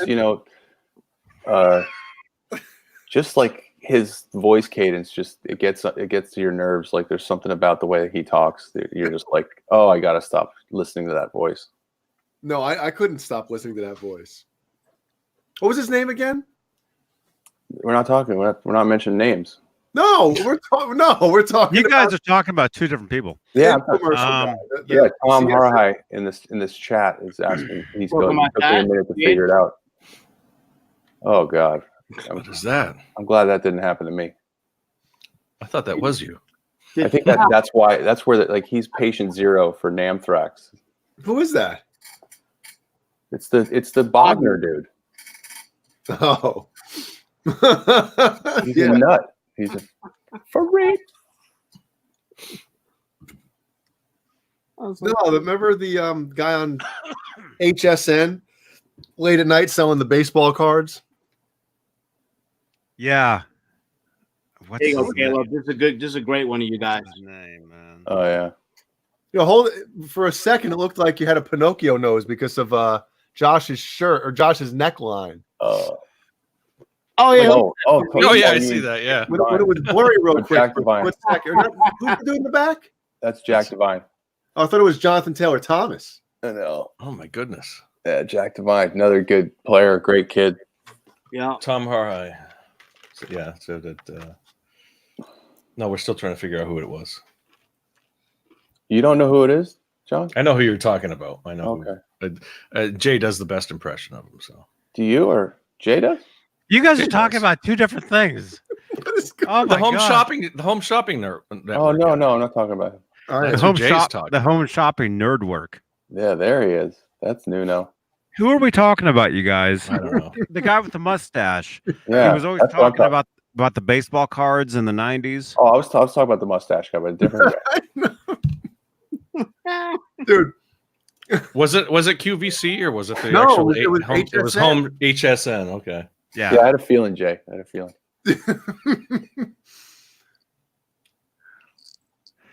We got 20 cents. Like all of a sudden, he'd be talking about something. Or the guys that would sell the coins or the like the knives. Those guys, all those like late night 5 shopping. minutes left. They would do the knives, and then eventually they did the Beanie Babies. There you go, bud. So it was him yelling about Beanie Babies. Just watch Jay's face. Oh my God, that's pretty good. Hey, Johnny. It looks just like him. All right. Gem Mint 10. Yeah, Pat. There we go. Pat Wilkins, he painted the Red Cloud Ripley. What? You okay? What's going on? Oh, What the hell was that? PSA Gem Mint 10. Oh yeah, I can't do it now. I gotta yell. gonna file a lawsuit for you guys. Yeah, what's for his imaging name? Me on your show, and I'm gonna. Hello, Simon. Yeah, what was his name, man? What was his name? They did a South Park when they were making fun. Google it. Google it. Oh. Someone ask your Siri. He sold shit, man. He sold merch for TNA. There we go. There we go. Don West. There it is. West. Great Vanzini. Thank you, man. It was Oh. Don West. I'm sure I'll That was- recognize him when I see him. You know what's funny about Don West? He worked for You'll never TNA see this crowd He's a again. merch guy. Like when you watched wrestling on TV, he had a segment on there, you know, selling the brown bag deal. That was his thing. The brown bag deal, a DVD. But we're not just gonna put one DVD. We're gonna put 3 DVDs in the brown bag. This would go off about it. Yes. Oh my God. Yep. Yeah, the circle one down there. That's the one I remember from HSN. Oh, look Yeah. at that mullet. Awesome. But the funny thing is Jeannie and I went to TNA wrestling back, and this was like 2012 or something. And it was in Florence. It was in Florence, South Carolina. I think it's South Carolina. I don't even know where the hell I live. But as we're driving up there, like we're pulling in, and I'm like, man, I want to run into Don West. Like that'd be so cool, you know. But I didn't think, you know, I'd see him. The second we walk in to the, you know, the arena, we hook a left, and who's coming straight towards me is Don West. And what do? Don West, Mark McGuire, card. And he's like, hey, man. So that must have been around the time when he was doing the what was it, him and like Sammy Sosa, and they had the whole pitching. Or was it the hitting record? Yeah, the home run. Yep, him and Yeah, the home McGuire. run record. 98. You know Late that- 98. Yeah. Remember that? It was those two guys Yeah, there he is. piling the cards up. Remember that? Yep. But we're Yeah. you know those moments where you meet somebody like a celebrity or something, or somebody that, and it never goes the way you want it to. Like, oh, I should have said this, or oh, it caught me off guard and I didn't really. That went perfect. The one thing I would have said that I want to say this to Don West, I said it to him. Mark McGuire, rookie card. You got to find that clip. That one, at least put that in the Discord with them, because there's got to be a clip of the Mark McGuire, because that's what I remember too. I can remember. Yeah. Well, the one that Johnny has looping right there, that is one of the funnier ones too. Factory set. And I don't know if I'm thinking of a parody of it or We whatever. got But 20 factory sets. No, I used to watch all this stuff too. Back in 1997 is when it was. oh yeah, that would have been I'd be going to sleep, and you know, for me, it'd be Ned's looking at a mosquito on the door. Oh, he's chasing it. I used to love the Star Wars. They'd have like the Steve Sansweet, the Star Wars guy, on for like, you know, one night, you know, a month or whatever, and he'd do all the Star Wars kind of merchandise and stuff, which was cool. But that's the only. Yeah, I mean, God, the whole Home Shopping Network stuff. Is that stuff still around? I guess it is. People still watch that or buy stuff online, QVC or whatever. What is that? Beanie Babies. Johnny, can any of this audio be played on here, you think? YouTube doesn't own it. Well, It's got to be just a GIF with him saying, Mark McGuire. Honus Wagner. Wow, look at that. Wasn't Honus Wagner like like in the teens, 19 teens? huh? What's a Honus Wagner? There you go. Where's your baseball guy? The most He was- expensive baseball card ever. Before Babe Ruth. Yeah. 1910 tobacco card. Yep. Yeah, Tobacco cards, yeah. Wayne Gretzky bought that card. Did he really? Yeah, it's Wayne Gretzky's birthday tomorrow too. By the way, my two heroes were born on the same day That's amazing. of the year. They're not the same age, are they? Oh yeah, of the year. Same day of the year. Factory set. I think they're 5 years apart. I think they're. I sold baseball cards for 1992 Donruss factory set. Factory set. I used to work at a baseball card store called Around the Horn, just for like maybe a summer. I think it was one summer, and yeah, I didn't know what I was doing. They sold comic books and baseball cards. I brought my collection of Star Wars cards, and I ended up selling a whole full series of the Star Wars cards. Terrible, wasn't it? When you look back at it, you're probably like, because I remember I had a bunch of older, like maybe like 70s and early 80s cards and factories. And maybe even a couple late 60s cards. Nothing too expensive, but bicycle. No, I didn't. My father wouldn't let me do that. Really? His mother threw out his baseball cards when he went into the service. Wow. And holy crap, he's like, Jason, you wouldn't believe Yeah. how many baseball cards I had. And when I came home from the service, years later, all of a sudden baseball cards are worth a lot of money. And I went downstairs. And they were gone. Oh man. She's like, your grandmother threw them out. And I was like, no. Well, that was like the era. Our parents were the ones who would have been like the original collectors of some of those cards, like when people started realizing they're worth money. Get Steve in here. Steve, jump in here, dude. Oh, come on, Steve. We got room for one more. 1, 2, 3, 4, 5. Yeah, Steve, you want to jump in? Time, man. Come on. But on the flip side, Money. oh, there it is. Look at him. Yep. Billy. I'm sure I got the three. I got Billy there. Billy's I think he's turned 70 this year. Jesus. He was born Really? in 50, I believe. Oh my gosh. Because I looked that up the other night. I'm like, holy crap, he's old. Dude, if that is if that's the 2021 universe coming out, guess who's selling blood? Whoa. I'm sorry. He was born in 53. I don't know why I was. And the last one. But he's pushing 70. No. Nuno. Yeah. Yeah. Yeah. You got that signed, didn't you? Yep. I wrote. So do these guys like Nuno and Billy? Do they have like a booth, or do you just kind of see them randomly through the event? They do promotions, for pickups or guitars or whatever. For whatever they endorse. Yeah. Yeah, exactly. They're endorsing. And then after that, they just stay after it. But they'll cut you off. Like I said, with Steve Vai, I got cut off. I could not get. I didn't have him sign it directly, but he pre-signed a whole bunch of them, and I have two here actually. You can tell by the signatures that it's not. It's not like a print. So the guy. This was one that he pre-signed, or Yeah, they pre-signed because they knew when he was up there that there's no way that Sure. everybody would get a chance to see him. Whether we'd be there. Or he's got to be one. He's got to be one of the. Set. Tonight's your night. Tonight is your night to do it. Wow. Unbelievable show.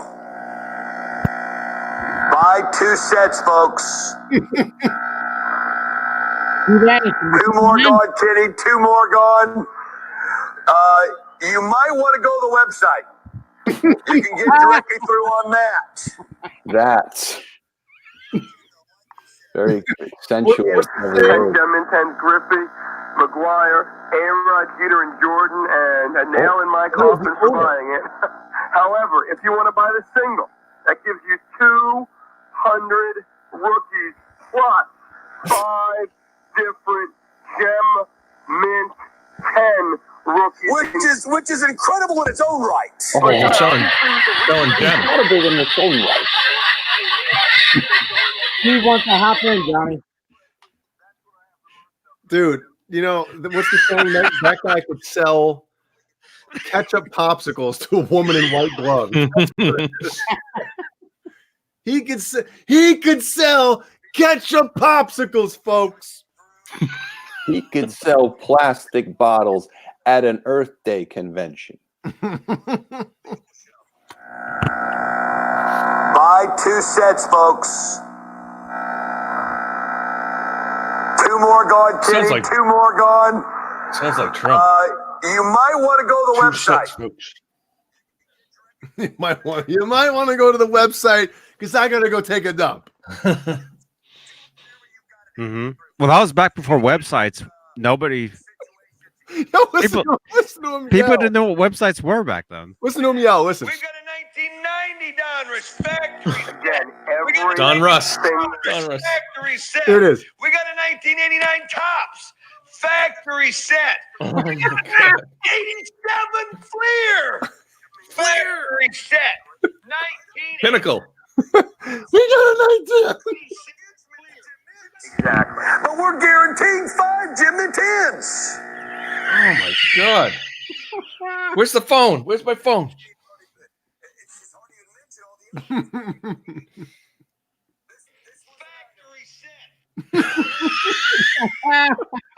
Gonna have to get a soundbite of that. It's great, man.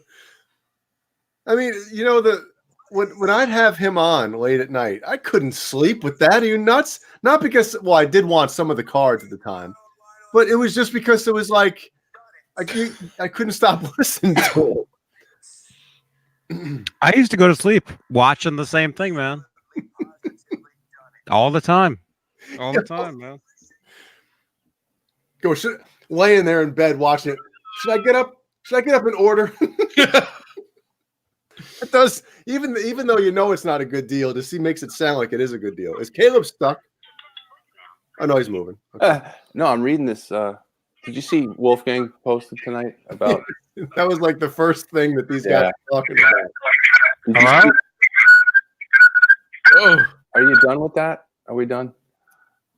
Did you see what this guy wrote though? And he answered it. What?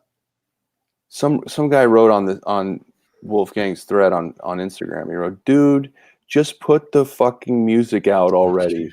No one's going to download an app just to hear a 20-second clip of something you've been teasing to release for the past 3 years. Want to just post it here on Twitter? People have enough social media and their lives. Why would you want to encourage more? I know you probably don't have any other frame of reference, but this comes across as privileged rich kid bullshit. You seem to be as stubborn as your dad. Damn. But he earned that right. He's the legend, God. not you." wow. Oh man, really? Wow. And then someone wrote, "This fucking guy." Wow. then- That's all you need to say. And then Wolf goes, "LOL, someone's a little bitter. It'll be out when it's out. Can't Good wait for to him. hear you shit all over it, my guy." Nice. I like that. And then I just wrote, "Wow, back away from the internet, son." Jeez. Damn. Anger. Haters gonna hate, man. That's gnarly. God. So mean. Can't we all just get along? Rich Well, kid. that's what their job that's is. pure, like, some of these people I do. wish I was Eddie's son, not him. I wish I was Eddie's son, not him. That's all that is. Exactly. Well, I will say this. I will say that if you want Wolfgang to respond to you, talk shit. Talk shit. But yeah, something tells me he keeps a list. He's like Buscemi and Billy Madison. Yeah. There you go. Whoa! Oh, is it real? Is it true? Yeah, there we go. Welcome. Ladies and gentlemen, the original rum. I give you the rum meister himself. The reason there's a Saturday night show, ladies and gentlemen. Right. The original Straturday night rum meister. Of Straturday night. Yeah. Welcome, Steve. Good to see you, buddy. Hi, Steve. Yeah, good to see you, man. How's it going, boys? Very good. Going good, man. Awesome. How are you, brother? How are Let's you? get right man? to it. What are you playing there, man? That's nice. That's kind of cool. Was that Oh, did you see the pictures of the new ESP? Wow, Steve's got an early release there. How'd you get that? Prototype right there, man. There's only 12 of those. Where's the sparkle? No, this is a Charvel. It was called like a dull black, and I got hooked in. I still like Fender necks the best, and of course Charvel, Fender bought Charvel, and this neck, I don't know, like you guys know what it's like. I could have a Fender Strat neck that feels great, but this one, it's like butter. Nice. And so killer. And sorry, the black. Yeah. The black just looked really dull. That's the name of it, dull black. And so yeah, I grabbed a set of the Kirk Hunt. These are just stickers I threw on there. So that looks good though, man. That's cool. This thing's not worth like $12,000. That's cool, man. Steve, how you doing, man? It's been a long Great. time. Yeah, I had a big jam tonight, and yeah, we've been busy every Saturday jamming. Garage Mahal till about Nice. 11 o'clock, and then yeah, I managed to get here, and you guys are still on rocking, and I hadn't seen Caleb in a while, and Jay and Johnny and John Biel and the captain. The captain. Yeah. And I just want to say how great it was to see you all you guys together at NAMM. The pictures were awesome. It was fun. That You're coming next year. Yeah. Thank you, man. Yeah, it's all about being able to get a pass to get in. It's not that hard, dude.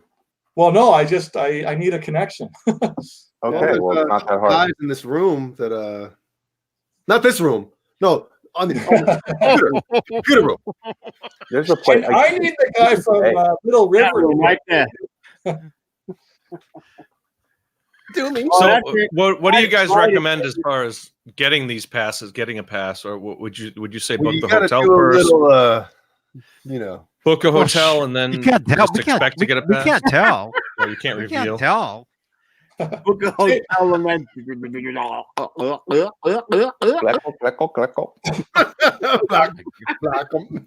Oh, you gotta do that, some of that before you can get in, I guess. Yeah, John. Hey, Jay, do you have a rum drink going? No, I do not. I had something else, and okay. Both. If I do both, you'll never see me. It's ER time. We voted on that earlier. Yeah, there was a poll on that, and I had said to do that, but of course, in Johnny fashion, the option that I wrote was rum and Coke. Johnny had to add his own option and call it rum and Coke. Needless to say, Jay did not pick rum and Coke. Hey, Caleb, do you need a original Floyd? Always. Okay, man. Here you go. Yeah. Oh shit! I'm always upgrading. Oh my god! This needs to be upgraded because, again, I'll say it a million times. This neck is amazing. Whew. Who's that? Who does that laugh? The tire. Oh, that's Johnny. Okay. The tire, the air. What are we looking at? What is that, Michael? Michael Anthony's and Eddie's pants. Michael Anthony looks like a. Is that a young guitar or what is that? Look at Eddie. Imagine, yeah. Yes. Nice. Steve's got that too. Steve's got the whole collection of those. Yes, sir. I love those. I don't have any, but watching them, you guys have all been showing those. Those are really cool. But they're expensive, right? They're imports from Japan. Still, if you want, Jason got me one last year at NAMM because aren't they like $100 or something? Yeah, you can get them for 80 on eBay. Sean Mahoney says I Good walk picture, away. Good pictures. Sean Mahoney says I walk away for 20 minutes and come back and I see a party. Well, that's what the Raumeister tries to provide. Hey, Brett McCord, how are you? Oh, we got. I was gonna say. Well, I won't even say it. One dang. This book, man. Those are cool. Yeah, wow. This book is awesome. Are they all from Japan shows or? Yeah, live tour in Japan, 78 and 79. It says. Yeah. Tom Harhigh says, am I saying his name right again or wrong again? It looks like a Harhigh sounds. That's what it looks like. He says they're about $50 on eBay right now. That's really good. Jason McNamara. That's good because I paid 80. Jason McNamara. Well, it's almost midnight on the West Coast, so happy birthday, my man. Oh yeah. Here you go. Edward.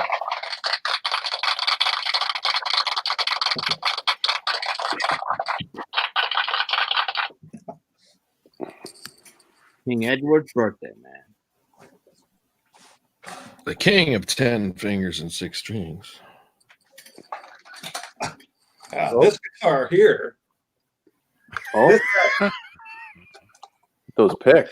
Look at those picks, man. Yeah. Nice. There you go. I'm about to order my new ones. Oh no. Yeah. Is there a different logo? I haven't even used these yet. I gotta switch them up. Yeah, you want to see what you want to see? Yeah. I've got like 3 versions of Caleb's picks. Here comes the 4th and the 5th. Whoa. Yeah. Bumblebee related? No. Hang on. All right. While Caleb's looking up photos, I just want to congratulate Nerd Halen. Yeah. Like all these shows you guys are putting on. I just want to say congratulations. And I don't mean this. I don't mean this in an Eddie Haskell sort of way. I actually am just congratulating you. Thank you. You were like the first guy to keep just pumping it. Like because I mean now I can tell you all. Back in the summer of 2018, when I was maybe a couple months after announcing, I didn't have anything. I had maybe this drummer guy I was playing with. There was no band. Yeah, you were auditioning different there was musicians, nothing. Right? But we didn't get the whole 4-piece together until January of 2019. So a year ago. So I remember just every time I'd come on Saturday nights with Steve, and Steve. And you knew it was going to happen. He'd always go, "So how's Nerd Halen going next week?" And I'd be like, "Well, not much has changed." Can't wait till next week. And next week, you got to force the issue. Yeah. And look what happened. Hey, the greatest cover band ever. Hey, you guys, fake it till you make it. That's my advice. That's how I made it happen. Just literally create something in your mind and push it. And if it's a good idea, it's going to happen. So stick with it. So my next question, Caleb, is when I was going to show. Okay, here we go. All right. Oops. Yeah. Oh, sweet! Look at that. Like that? Nice. Right on. Who designed that? You? Well, this guy, Mark Grant sent me a bunch of logos. Oh, okay, cool. Those are the ones I've been posting that are like super sweet. And so I just took one of those. I took super sweet, and I took one of those that he sent and made the pick idea. Here's the white one. Nice. I like the white one better. Yeah. And then the back of the black one. Oh yeah.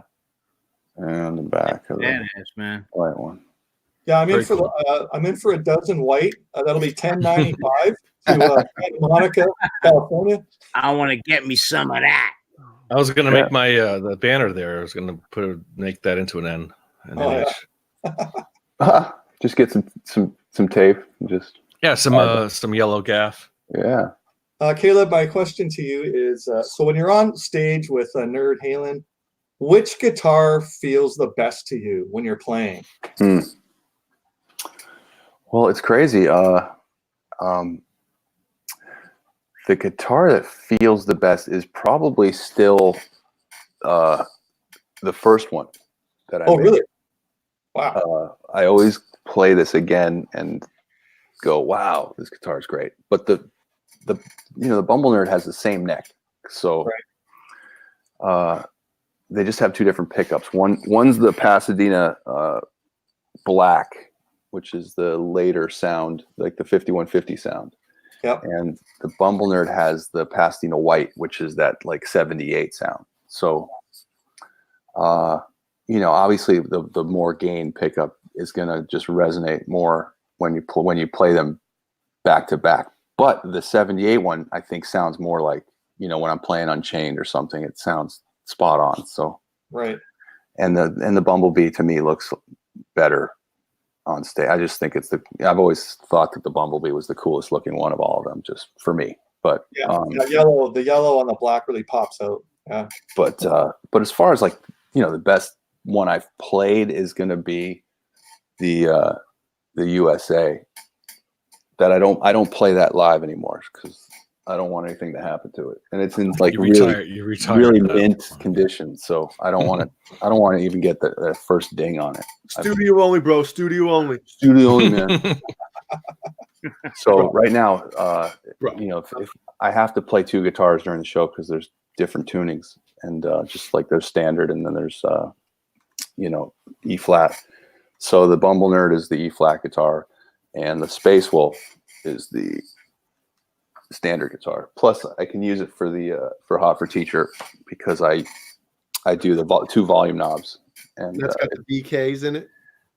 Just one. Yeah, the bridge pickup is a bare knuckle. Yeah, and that still sounds great to you. Yeah. I mean, yeah. It's good enough for you. So yeah. So now I'm like looking at the new Frankie, thinking about it. I just think because I want one for the act. Yeah. I need to have that guitar for the act, just period. Yeah. And I was going to build one, but that's cool. Then you got a body and a neck you can use, and add some reflectors and a 71 quarter. Steve, did you order your Frankie, Steve? No, I'm waiting for a Kramer 5150 Relic. I think that'll be next. I thought you. Oh, you got the new 5150, right? This is it. But this isn't Relic at all. My prediction is EVH will have one of these Relic. Yeah, it's a good idea. Production That's a good call. And I think, the Frankie, they had the $25,000 one with the reflectors, the quarter, everything perfect. I don't know if maybe somehow Fender and Gibson can get together and do a one-off. The Kramer 5150, like 1986 Relic, like Jay Hannon wants, out of the box, ready to go. There's no Steve, you got one of the new 5150. Yeah, this is it. EVH 50. Yeah. What didn't you get like a stealth green or like an army green one? Oh, dude, I thought that was the one you were gonna. I just have the best idea. You know what someone should do? Is someone should cut this piece right here and just sell the piece to just add on to that neck. Right? You screwed it up, man. You gave out a great idea right now, and I gave out a really great idea last night. Right? We both myself over. And I told you, do it now. Yeah, sorry, John Beale. Yeah, John Beale. I'll get the other one. Hold on. Yeah, that'll standard move here. Oh, I love. There it is. That's my favorite shot on the Johnny Beane show. The guitar bouncing on the Steve Anderson chair. Yep, on the Lazy Boy. It's so cool. Yep, he's back. That's awesome. Good to see you, Steve. Absolutely. What's he watching? Is that Runaround? Here we go. He's got to explain. Steve, what are you watching the videos in the background? What is that? Yeah, some Razzer. 80s videos, I guess. Oh, I thought it was like the video hits. Nice. That's what I was talking about. Steve, Steve, did you put a Strat headstock on a Pacer? I'm just kidding. Yeah, right. Oh, that's all right. No, that's the 5150. That's right. Yeah. So Matt, guys, when I made a video of this on my channel, but I just when I saw this Matt Army Drab, I just immediately thought of like, I don't know about you guys, but like Apocalypse Now or Platoon or First Blood. Mm-hmm. Don't let me interrupt. Did you see the new special or the new standard? Yeah, I've seen all the guitars. The new standard has the same paint job. It's pretty cool with a roasted neck. So right away, I was just like, I don't know. I've seen like military trucks with like this green and like a red star. Sort of like drab, yeah. Yeah, and I just I instantly envisioned it, and then when I put them on, I just said they should be shipping these out like this. It's the 5150 series guitar. It's like put the decals on. It looks great, man. It looks really cool. Yeah, definitely. It looks like it kind of belongs there, and I even I put the eyelets in. This even bumped up the zero. Yes, sir. Right there. Of course. And this is an 84 Floyd reissue, which is always my favorite that I put in right away. And that's a 37 millimeter brass block in it. This one. Nice. And yeah, it plays great, feels great, and yeah, I just you know, I've always been building guitars, music craft bodies and necks and stuff. But then when I saw this, oh man, I got to get one. So yeah. The 2019 5150. Yeah, I'm olive drab. Yeah, every time he sees that green, he's like, sorry, flag. Yeah, sorry. Maybe it was. Oh my god! I saw on the side. I was gonna say, is that MASH? Holy crap! So no interest. Suicide is painless. Steve, no interest in the Frankie, huh? It's just that's Caleb's department. Why? Because I didn't come into any of this until 5150 tour was happening. The 5150, yeah. Yeah, that's right. That's my guitar. Is the Kramer 5150. If they came out with 25, you have an exception, dude. There's an asterisk. Okay, the Feel So Good video. All right, there you go. Okay, there you go. Done. Yeah, it's just for me. It was always like seeing right when David Lee Roth was leaving, like Ed was on Letterman. He's got the Kramer 5150. You can see the Marshall in the back. And then the 5150 tour. It was always, for me, it was always the Kramer 5150 into the Marshall. And then OU812, kind of the same thing. And then the change was for Unlawful Carnal Knowledge. And all of a sudden he had the Ernie Ball, which is fine. He retired the stripes. For a while. And then they had the new amp and that, but I'm still going, man, I like the sound of the Kramer 5150 into the Marshall, and I can't. Here I am. What is it? 30 years ago? I can't. I can't let it go. Yeah. I just still like go watch like SNL when Ed and Valerie were on there, and Ed's up there jamming the instrumental, and I'm just like, that's the sound of him stomping at 8. I like. I like the way Jay put it last night.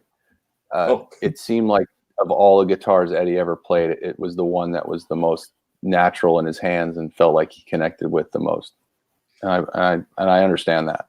So yeah. So if I'm gonna sell a car and a few guitars and get a $25,000 Kramer 5150, I mean, I'll be the guy doing it. For sure. Oh, you mean if they do a full replica? They're going to do a full replica? of it? I think that they'll do a special Gibson and Fender get together and say, Eddie Van Halen, 65. He's officially a senior citizen. We got to do it. We got to do it in his lifetime. Just make it. Happy birthday, Edward. Happy birthday. Exactly. 300 of them. Brett McCord's asking, what's the headstock look like? What are you asking? Which one, Brett? On the new 5150? Yeah.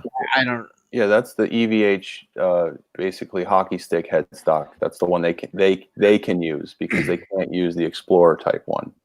Yeah. That was used on the Kramers because Gibson owns Kramer. And we got to share this too. What's that? Caleb, I know you just saw this. What? Eddie Van Halen just tweeted. No, I didn't. About That's his what we were birthday. saying earlier. Nice. No, this just happened. And we got to show. I was like, John, what the hell are you talking? Breaking news. This earlier. We got to show this picture, man. This is awesome. No, we were hoping he this would is post awesome, something. man. That's what I'm talking about. Awesome. There he is. Exclusive. Here we go. Oh man, looking good, Edward. Oh yeah, psychedelic. Happy birthday, man. All the leaves are It's a little brown. disappointing. Groovy, man. Groovy. And the sky. What the heck is that? Hashtag hippie. Hashtag birthday. God. Hashtag. It's weird. Hippie Halen. He must be on some good meds. Wow. Who posted that? Is that Him. right from him? Van Halen's Twitter and Facebook. Yeah. Wow, I didn't see it, Yeah. Johnny. You're. It just happened. It just I know. a few minutes ago. Can anyone explain like why? Johnny has an alert set for when Eddie Van Halen posts on social media. Of course. The Vaseline jar opens up by itself. the box of tissues comes rolling over. Is today my birthday? Groovy, man. On Facebook and then Twitter and then probably Instagram as well. That's the picture right there. So all right, I don't even know. I mean, I got nothing. Groovy, man. Groovy. Brett McCord, it's photoshopped. I can see the faces No forward. way. Yeah, no way. Is that photoshopped? No, That looks like a real mustache. I'm pretty sure that's how he looks. It's a filter, you buttholes.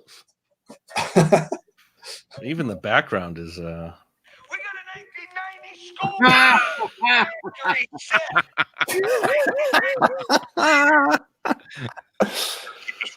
holy cow. What? Everything's falling, guys. He just continues. Listen. Factory set. See? In the cards because they're falling, and then he just instantly is right back into it. Factory set. It sounds like There a you go. Farley bit.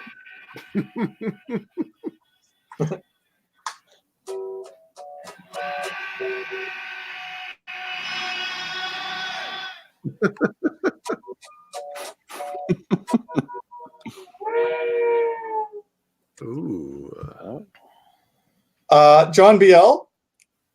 Steve. Yes. How's our compilation video happening? Compilation video? What? Are we going album by album now? What do I got? Well, the last thing I did was the comparison of the MTV versus the Live Without a Net footage when they did kind of the side by side. So I mean, there was a video crew and the film crew. So I did like a side by side with those with the audio. That's the last thing I posted. Just the last thing I kind of worked on. Well, dude, I got to tell you, it was interesting. I never saw those before. When you sent them to me, I was like, it almost felt like I was watching for the first time again. Like the Yeah, it was completely different angles, and it was edited by a different crew. So it was kind of cool to see the difference. and they did two songs for MTV. It was never live. It was they pre-recorded it, and then I think it was like 5 days later they did the MTV Music Awards, and it was a pre-recorded broadcast. But it kind of shows that, you know, when they were filming Live Without a Net, what was going on that night. I mean, they had an MTV crew, they had the whole film crew, you know, obviously record execs and all that kind of stuff going on. It was a big night, and I don't know. That's the latest thing I edited. So I mean, I've been doing little kind of, what else do I have? I don't know. There's just so much kind of cool stuff out there. And in the last year, you know, they've had all that the stuff from the Sound Arena, the 1978-79 stuff that came out, and that was like such amazing footage that, you know, and the audio was great, and just to see that old film footage, it's almost like I can't top that. But I'm still working on little things here and there, so you know, it is what it is. But I love, I mean, even some of the, what else? I got some of that 78 footage in there. I was editing an interview with Dave, and what was it? The one that he did with Mark Maron. So when he starts telling the stories and stuff like that, kind of editing some video to that, flashbacks and stuff like that. So I'm just having, I mean, it's not if the project ever comes together, great. But if it doesn't, I'm just having fun putting little videos together. Yeah. And I predict that there's going to be some stuff released in the next few years coming up. There's got to be we know there's the whole archive that eventually will come out. So yeah, you know, there's got to be something from when they opened for Black Sabbath. I mean, I know that like the Hammersmith Odeon. Something tells they filmed. Well, Black Sabbath released a whole video for that, so there was a video crew for that night. You're right. Oh, exactly. I thought about that too. Oh yeah. I think that's something Wolf will do, like in a decade or so. Yeah, and it'll probably be Wolf that eventually, you know, puts it out there. Mm-hmm. I don't know, what else do I have? Some other. I did a whole when Dave was talking about the he did the Mark Maron interview. He was talking about some of the early tours.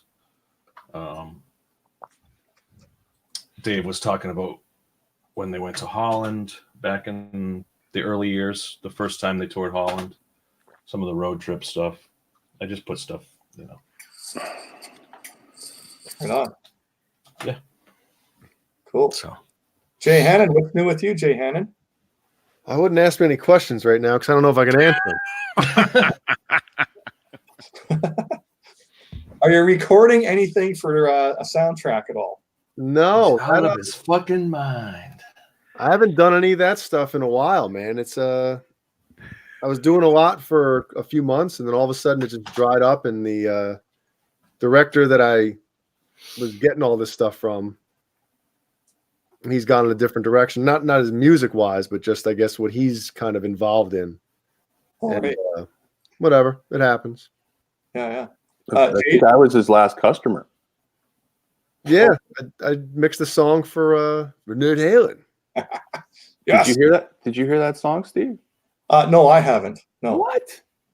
If it's on your page, I'll go there and I'll dig it up. It's on any streaming service. You can say, Alexa, play Nerd Halen right now. You could say that. It would play. Cool. Steve, do you do any streaming services, or are you strictly physical? It's got to be a joke there somewhere. All I can tell you is I'll go on Facebook, and if he's got something I can click on and listen, I'm there. Okay. Good night, Brett. Yeah, see you, Brett. Yeah. I don't know if you know. Good night, Brett. Good night, Brett. I know it's been a while since we BS. Good night, Brett. I'm about to have another little so-and-so in what? No way. Yeah.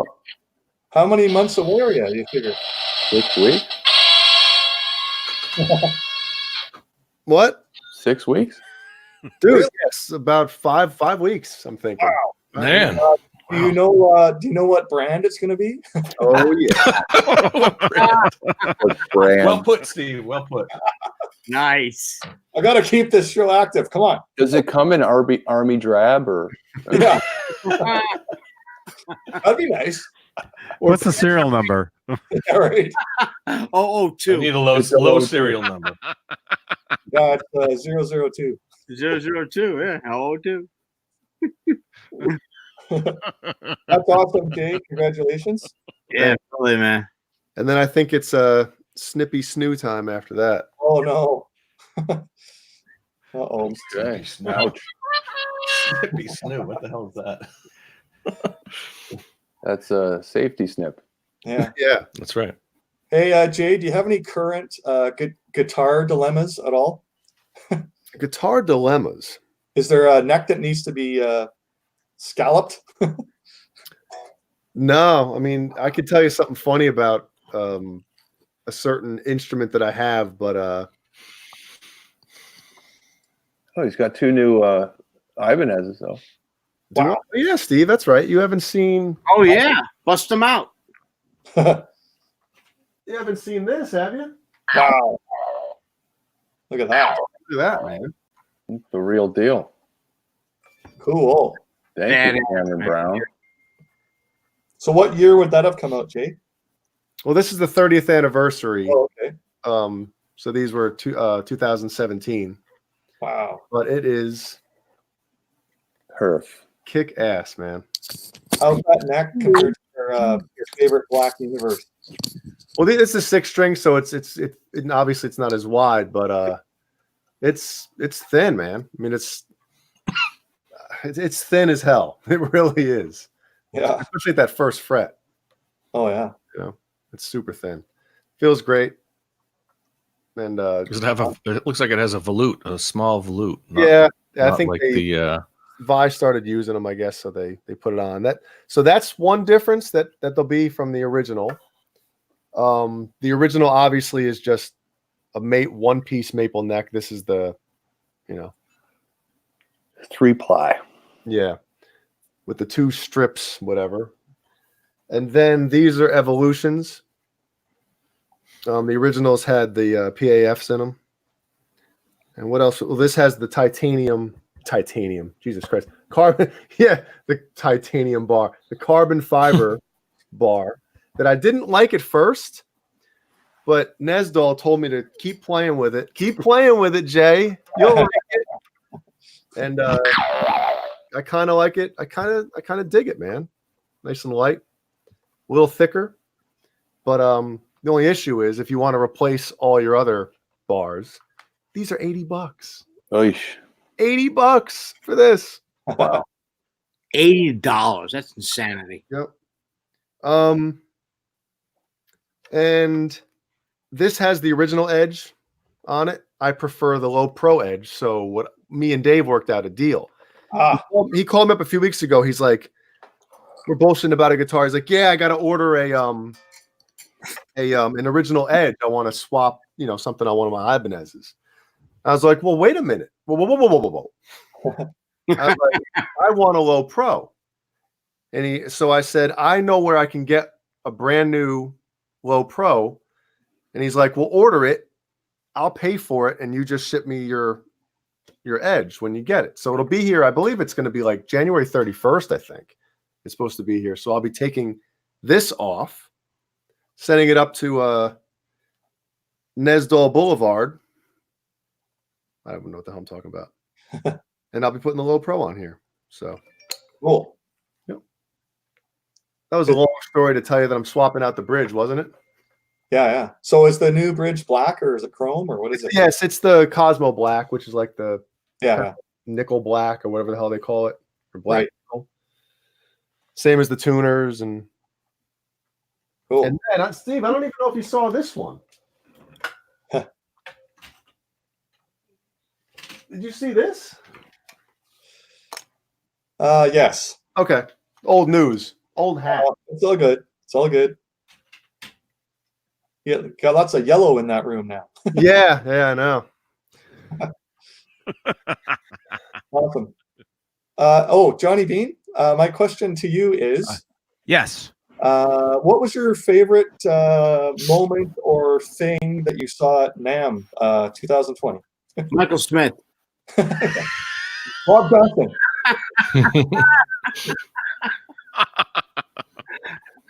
That's the worst thing he said, right? Was that the worst, or did I get mixed up?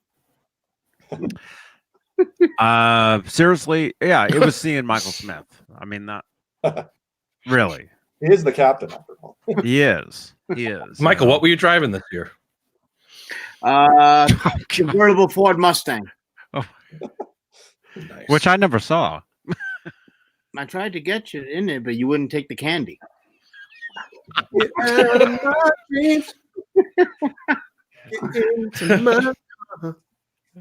you see the pictures of it, John? I'm sure I did. I was definitly following all your NAMM posts. Speaking of, and I know I see that Johnny already liked this, but I might as well show it on here. Talking about Eddie Van Halen, his birthday, and the Frankenstein. Here's a picture of Eddie Van Halen when he was born, right from the delivery room.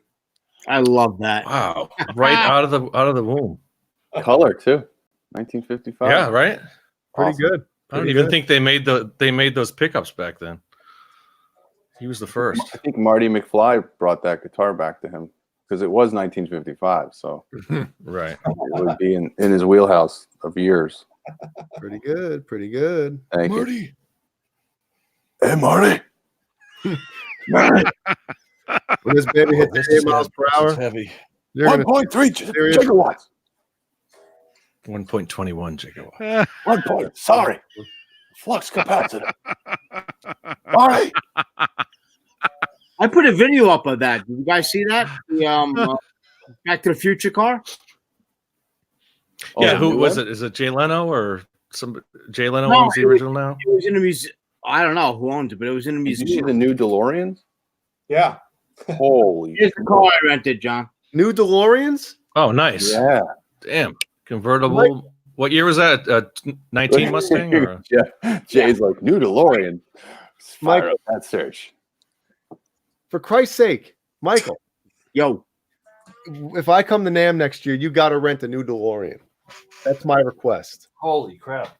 I'll go for that. You got it. No, don't do that, Mike. It might. If I can get it. If I can get it. You got to rent it now. Don't go too fast. Yeah. I got 120 this time, so. Once this baby hits 88 miles per hour, you're going to see some You're going to Some serious shit. Yeah, the way he said it. So perfect. Man. Michael Smith, my question to you is, what's your latest guitar that the latest guitar, I ordered the new Frankie. Oh, you did? Oh. You did? God. Yeah. My God. Right on, Holy smokes. It's news to me. Ordered the new Frankie. I don't know when it's going to come here. Thanks, Mike. Dude, thank you, bro. You're welcome, man. You're Awesome. welcome. Absolutely. Anything Wow. for you, You're the man. best, Michael. Got some Flipside Music out here in Denver. Is Tom Harhigh the only one watching? I know, right?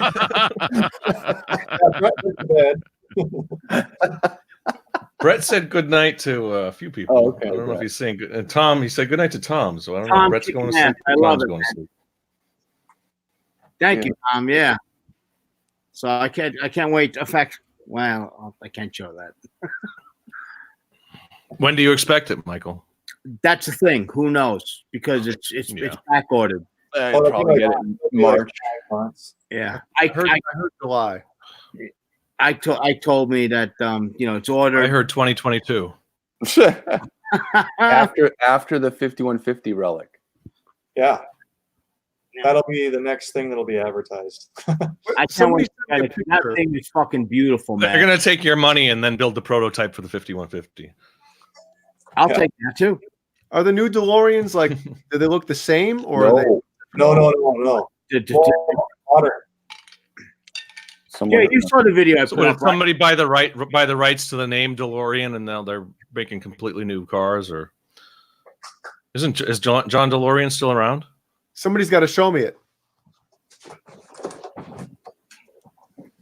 Where is it? I just put new DeLorean in the search. It's not coming up. So I went to the website, and I even went to the new website. Someone put, maybe that was someone's mock-up. I don't know, but it was announced that they're going to be. I did see something. I saw something about. And I saw something that was sick, and I can't see it when I Googled. So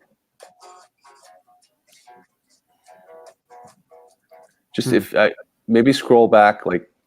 Well, there I see some concepts. 57 posts on Michael Smith. I think he posted today. So yeah, he did. He did. 57 posts. Caleb G. Bushnoff says hi. Yeah, it's the one in between all the breast shots. Hey, G. Nice to meet you, he says. Oh, yeah. Nice to meet you. Terry Himes is watching too. Or listening. Terry Himes watching and listening. No, Quentin, we hold the peen. We hold it all.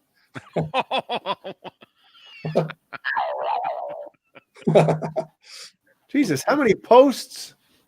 Don't you guys ever be? I already went twice.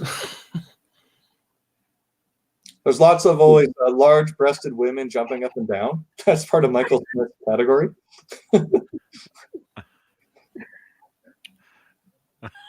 Thank you. I'm here all week.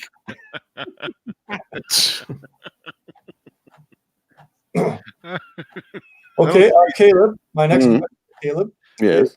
Caleb, is there something that you need to change or add to your rig that you're interested in? Good question. You know what? At this point, at this point, Didn't you posted earlier this week with your Variac, right? Yeah. Or not the real. I mean, whatever. The Honeyhack. Plug it. Yeah. Where is it? No, I have this thing, this little drop box, and it drops voltage down. My rig right now is I don't need anything. Maybe a new power supply for my pedal board. Like a Mondo or something.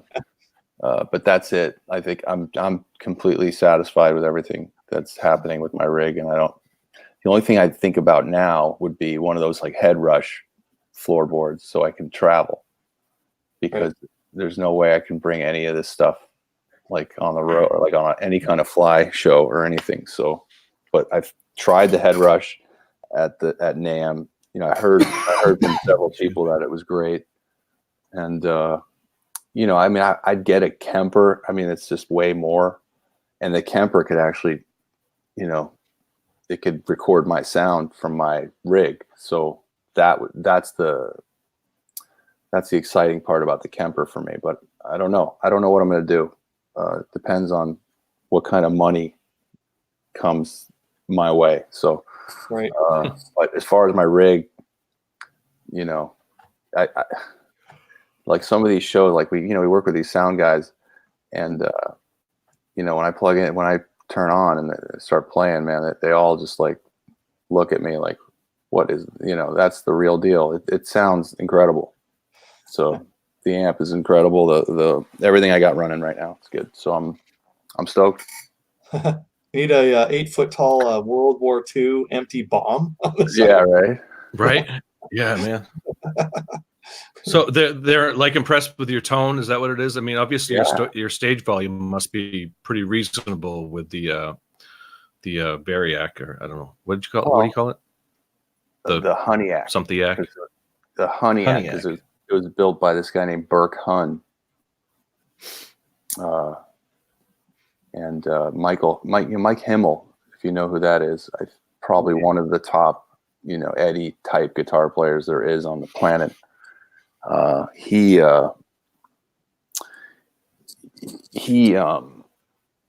just reached out to me. He saw a video I made of me testing out my rig last spring, and he messaged me and then called me and said, like, I really like your playing. I like what you're doing. I could tell you have the feel. He said, but I'm going to recommend something to you. And he recommended me getting this thing. So I did get it, and it turned out to be like the prototype with the four different voltage selections on it. If you guys are wondering what I'm talking about, you could check out the Nerd Halen page. You'll see the rundown rig or whatever I retitled it of all my gear, so you can see what I'm using. But what happened was Mike Himmel had one built for him, and he played a gig with George Lynch on the same bill. Mike was playing with Slaughter, and George was playing with Lynch Mob. And George heard that thing, heard his rig in the sound check, and he was like, what are you doing? Like, what is that? And Mike said, here, you want to try it? And George ended up playing with it that night, and then he loaded out and left with it. and Mike was like, that's fine, you know. George Lynch took a piece of my gear. I'm not the first. It's a good endorsement. But what was funny was at NAMM last week, I was in the Friedman booth in the sound room. I walked in the sound room where they have the most incredible rig at NAMM set up, which is basically all the Friedman heads in a huge, like in 3 different tall cases. And then there's a switcher on the floor, so you can just switch to every head. But it's through this amazing wet rig that's set up in there, and it's loud as fuck in there. And there's also a bar in there, and Dave's behind the bar. So I walk in, and Dave goes, "It's Caleb," and I'm like, look over, and I'm like, and he goes, "Now this guy has like the best tribute idea. They're nerds, and they're funny. It's like nice. A comedy bit." And he's talking to people in the room, and he's talking to somebody at the bar, and he goes, and they're nerds, and they sound great. It's one of the best sounding tribute I've heard. And I'm like, holy shit, that's Dave Friedman saying that. You're looking around. There's somebody else in here. That's great, right? So I look who he's talking. You talking to me at the bar, and it's George Lynch. Yeah. Wow. George Lynch. And I look at George Lynch, and he looks at me, and he kind of looks me up and down, like, "Who the fuck is this guy?" and by the way, if you see the video that I posted on my Instagram, that where he holds up the pick and he goes, "I was told to say Nerd Halen," It's pure George. And he like gives it back. Here you go. Yeah, he gives it back. Yeah. And so that was like an hour before. He had no idea I was that guy. And all he's doing is he heard Dave Friedman say, "This guy's rig sounds great." Right? That's all he heard, and he goes, "What are you using?" First thing to you, what are you using? Yeah, what are you running through or something? And I'm like, George Lynch is asking me what I'm running through. Like, nice. And then I told him I have one of those boxes. I have one of those boxes that you took from Himmel. And he goes, I didn't hear. He goes, "You do?"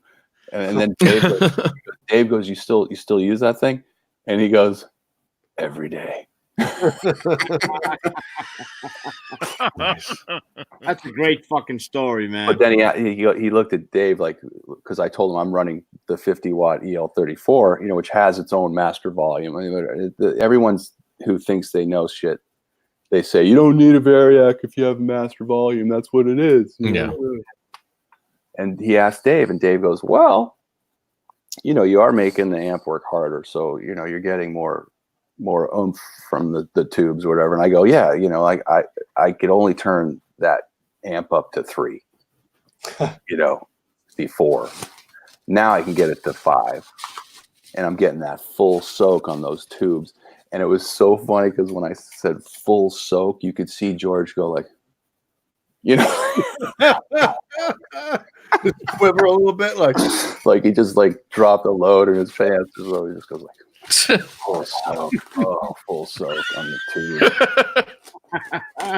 But it was hilarious. It was surreal to be talking to George Lynch about my sound. So pretty cool. Taylor, did you put up the video of you playing? I haven't checked it out yet. What? In Friedman? Yeah, I put up a clip of that. Yeah. All right, cool. Yeah. Full soak. Full soak on the tubes. Full soak. Eyes roll back. Yeah. I'm telling you. You get the cramp. I'm telling you. in your You guys know what cramp I'm talking about, right? Well, it's like that. What? Oh, the back thigh. No, I usually get it my upper hip. You know the. Oh, I'd stand up right now, but I might get the cramp. yeah. Oh my gosh. And Hey. he's in his underwear. So. Hey, Guitar Guru. Hey, no worries, man. It was great to see you. Hey, Guitar Guru. It was quick. I passed by him. I passed by Guitar Guru, and he right when I saw him, somebody else was like, "Hey," and they called him over, and it's all good, dude. Yeah. Anyway, that was probably the coolest moment for me at NAMM. Having Dave Friedman like talking you up. Yeah, that is really cool. Especially when Dave, because the year before, Dave Friedman was like, "Hey man, what's up? Hey, how you doing?" Like that. It was just like that. So and then you up to George Lynch. That's fucking sick. It was weird. I mean, and then I found out from Dave. I friended him, so we're friends on Facebook, and he sees all my shit. You think like you're friends with people and they never see your feed or anything or whatever because they never like it or anything. But he's watching. But he's seen all. He's like, oh yeah, I'm watching. Fucking nice. What was he serving? Oh, he had a few different kinds of hard liquor, and there were some different brands of soda pop. So yeah, to mix with, but nothing major. But it's a big road case. That's a bar. It's pretty good idea. So that's pretty good.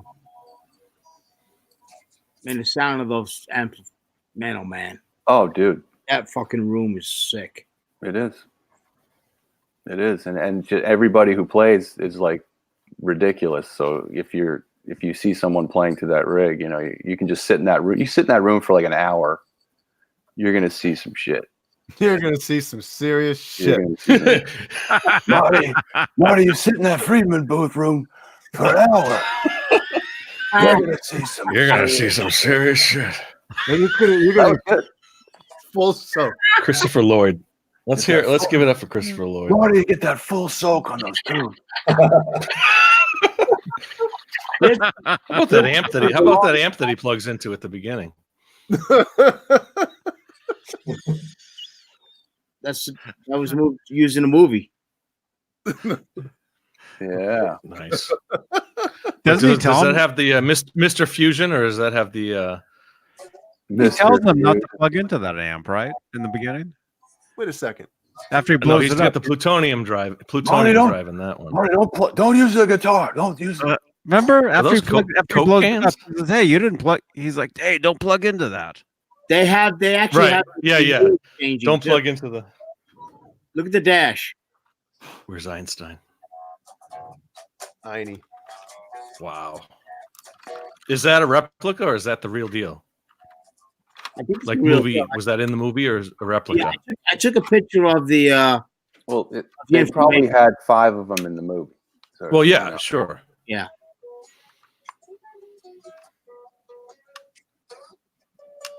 Crazy. See mine? Dude, I've never been to that. I have a DeLorean. Oh, look at that, man! Oh, cool. That's awesome. I've never been to that museum, and it's like, right here. Was that in the movie? Oh my goodness! Even the convertible wheels. Oh, Caleb, it's cool as fuck. Yeah, the hover wheels. How many rookie cards could he fit in that? Marty McFly rookie card. That's badass. Look at that. Thanks, Tom. That's really nice of you to say. But Doug Rappaport is ridiculous. I'm honored to share his name. But it's different spelling. Morning. Nick Thompson, what's up, man? Nick Thompson from Down Under. Hey, Nick. Talking of good guitar players, mm-hmm. Nick is awesome. Yeah. There you go, Steve. Oh, hi. Michael Smith. I know you ordered the Frankie, but what's a guitar that you like have in your room right now? Like the last guitar Classic you Steve Anderson. bought and it's going to be in your hands like right now. Right back. No, he has to go to the galley. He has to go up to the front deck there. Top side. Top side. Go to Poopa. Right. The poop deck. One's in the head. Johnny, I got this last week. I got the Blu-ray. Oh, right on, man. Great documentary. I had the DVD years ago, but I got the new Blu-ray. Nice. Good behind the scenes stuff. Yes, I love that, man. Yeah, Nick. And also, Nam is too fun, Nick. Trust me. You gotta go. Steve, you're a Canadian. Have you ever seen this this show? I assume this was a TV series, but this is like a 5-hour documentary of the rush on the road. Oh, right on. And it's on YouTube, but really bad quality on YouTube. But it goes through every aspect of from sound, lights, video, all the techs, the road. Oh, cool. And it's a whole it's a 5-hour documentary behind the scenes of Rush on their Snakes and Arrows tour. Hey, Grizz, you're not doing anything constructive. Why don't you go into the living room and grab my stogie?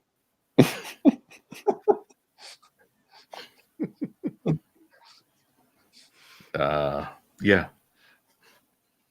What was that? From Christmas Vacation. Oh, okay.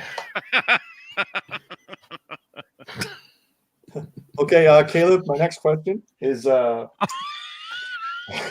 ready. At NAM, other than the EVH stuff, was there a guitar that you picked up that you said to yourself, wow, this is cool? Well, I held the Pia and felt the neck, and that's a nice guitar. Right on. I was impressed. I'm not crazy about the gold hardware. Oh, right. But how did the stainless steel frets feel on that at a flat a neck? Did it feel good? Yeah, no, I was like, wow, I wish I could plug in. So, but I didn't have time. But yeah, no, I think you put a lot of time into it. So, and I don't think there's a bigger perfectionist when it comes to anything than that guy. So I think you can expect a really good guitar from that. So looks like you're gonna have to get a Pia, dude. No. Yeah, I think a lot of the people who reviewed it really gave it some good reviews. Mm-hmm. Oh, I had no doubt that the guitar would be awesome. I'm just, like I know it's Dave, the aesthetics. It's the look of it that people don't like. Yeah, Dave wants to get the green one, but I mean, how much money is he? Because he's going to swap out all the hardware. He's going to put the Cosmo Black on it. But I mean, you're talking the tuners, the nut, the tremolo, all the screws, and it's Did Mike just dock to go get the guitar? Like, where is he? Yeah, he's got to go somewhere to get his latest guitar. Somewhere in the marina right now. What's going on here? Hello. Hi. I don't know if I showed you guys this. Uh-oh. Take a drink. Jay. Dun, dun, dun, Jay. dun, Dun, dun, dun, dun, dun, dun. Oh, I don't know if you did show us this. Uh-oh. It's reversed. I definitely didn't see it. It's Backwards reversed. headstock. Oh wow, dude. Oh. Nice binding. Wow. She hurt herself on the recording. What are you watching, Michael? What are you watching? Rick Moranis. Here we go. What are you watching, man? Little Shop of Horrors. No, you know what it is? It's funny. I blew the kid. We had a money shot. Is it Little Shop of Horrors? Yes. Yes, it is. Yeah. Little shop. Nice. Little That's nice, Shop of Michael. Horrors. That's a good looking guitar. Nice top on that. Give it back. Nice top on the other one too. Bottom. On that. Which one is it? Which model? What is it? Oh, stolen. Yeah, what's it? Stolen. RG. XD. I have no idea what that even is. It's like a phone number. It's made in Indonesia. How's it feel? It feels great. The guitar stays in fucking tune too, man. Is it different colors on the top and the back? Say again? Or is it the same? Is it a different color on the top and the back? It looked like it was more of like a blue on the top. Oh yeah, no, like yeah, it's a little bit different. Oh yeah, purple, yeah, like a purple, and then so it's gotta be beautiful. Look at the back. I love the back. That's very nice. That's neat. So Johnny, unboxing. I thought I showed you before. Maybe I didn't. I don't know if you did. Thank you for showing. It's a nice one. I don't know. I got this when I was going through my issues there, so that's why. I think Ibanez has one of the, if not the coolest headstock, especially for like, hard rock and metal and stuff. Oh fuck yeah. And it looks as good, maybe even better reversed. Badass, man. Badass. Go-to tuners on it too, man. Oh, you know what? I looked at an old Larry Mitchell video, and that black double neck. Have you with the pink pickups? This one, yeah. Yep. Badass. Badass. Didn't you say that thing is like 40 pounds or something, or 26 pounds, some shit? Was that custom made for him, or is that a factory, like something you could buy back in the day? I don't know. That's a Larry Mitchell question. I bet you David Nesdall knows the answer to that. Oh, I'm sure he does. Yeah. Dave.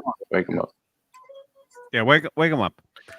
Do you guys remember? I had to restring that guitar. So I remember that thing. I think it is very heavy because I remember we had him on one time and he was at home, Larry Mitchell. Yeah, he still has it. And he has that guitar, and I remember him saying something about how it was very heavy. Yep. Yeah. I could have swore 26 pounds rings a bell for some reason. Wow. And I'm thinking, what is it made out of? Like Chinese? Insanely heavy. Jesus. Yeah. That's like 1.5 Les Pauls. But then I asked him, Larry, more importantly than the guitar, do you still have the jacket? Right. Yeah. Yes, it's at my mom's house. How old was he? How old was he when he when he made that album? Well, this was 1990, I believe, right? What does it say? He must have been 20 something. He was 20 something, most likely. Yeah, 1990. This came out. 30 years ago. Holy Crazy, shit, man. Yeah, think of that, right? Put that in perspective. 30 fucking years ago. Holy shit. That was funny. When so we 30. No, that doesn't make any sense. When we rolled New Year's, I remember the first tweet I saw that was hilarious was someone said 1980 was 40 years ago. Oh my god. That's pretty freaky. Yeah. Well, we're all blessed to be here talking about it, I guess, right? When you think Absolutely. yeah. Nick Thompson says, Jay still can't understand why they don't release gems with a swirl finish or more finish color options that would fly off the shelves. Yeah, I agree, man. We did the 30th anniversary, which is, the gem that I have back there. That's one of them. But other than, since 94? Am I right here? Since 94, the only... Well, not the only model, I shouldn't say, but his signature has been the white one. They've released different models each of the anniversaries, like the 10-year and the 20 and the whatever. But, the only cool colors they released the last couple of years have been there you go. The juniors, man. I don't know if it's the green bottle or what, but any beer that comes in a green bottle just tastes so good. Oh, it's terrible. No, man, it's like a Rolling Rock or a Heineken. Terrible. That's like it's more refreshing. It's more refreshing than a Bud or something like that. Terrible. All right.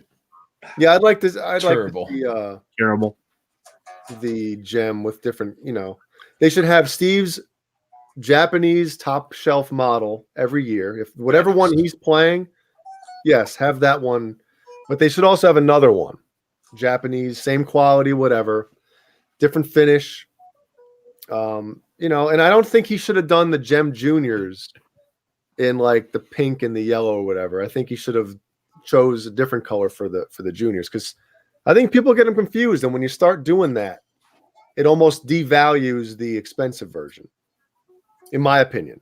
You know, Nerd Halen. Yeah.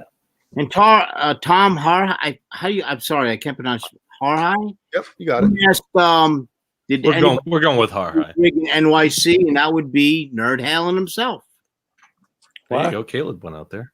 Yep, Caleb. The Met. That's Met. Yes. I have the best picture with the Frankenstein. God, yeah, you do. Very proud of that. Very Yeah. proud of that. First take, bro. First jump. First take, yeah. First jump. Tom Harhai says 10 different Pia models, right, Jay? No. There's four technically this year, but the white one is the main one. That's going to be the main production model.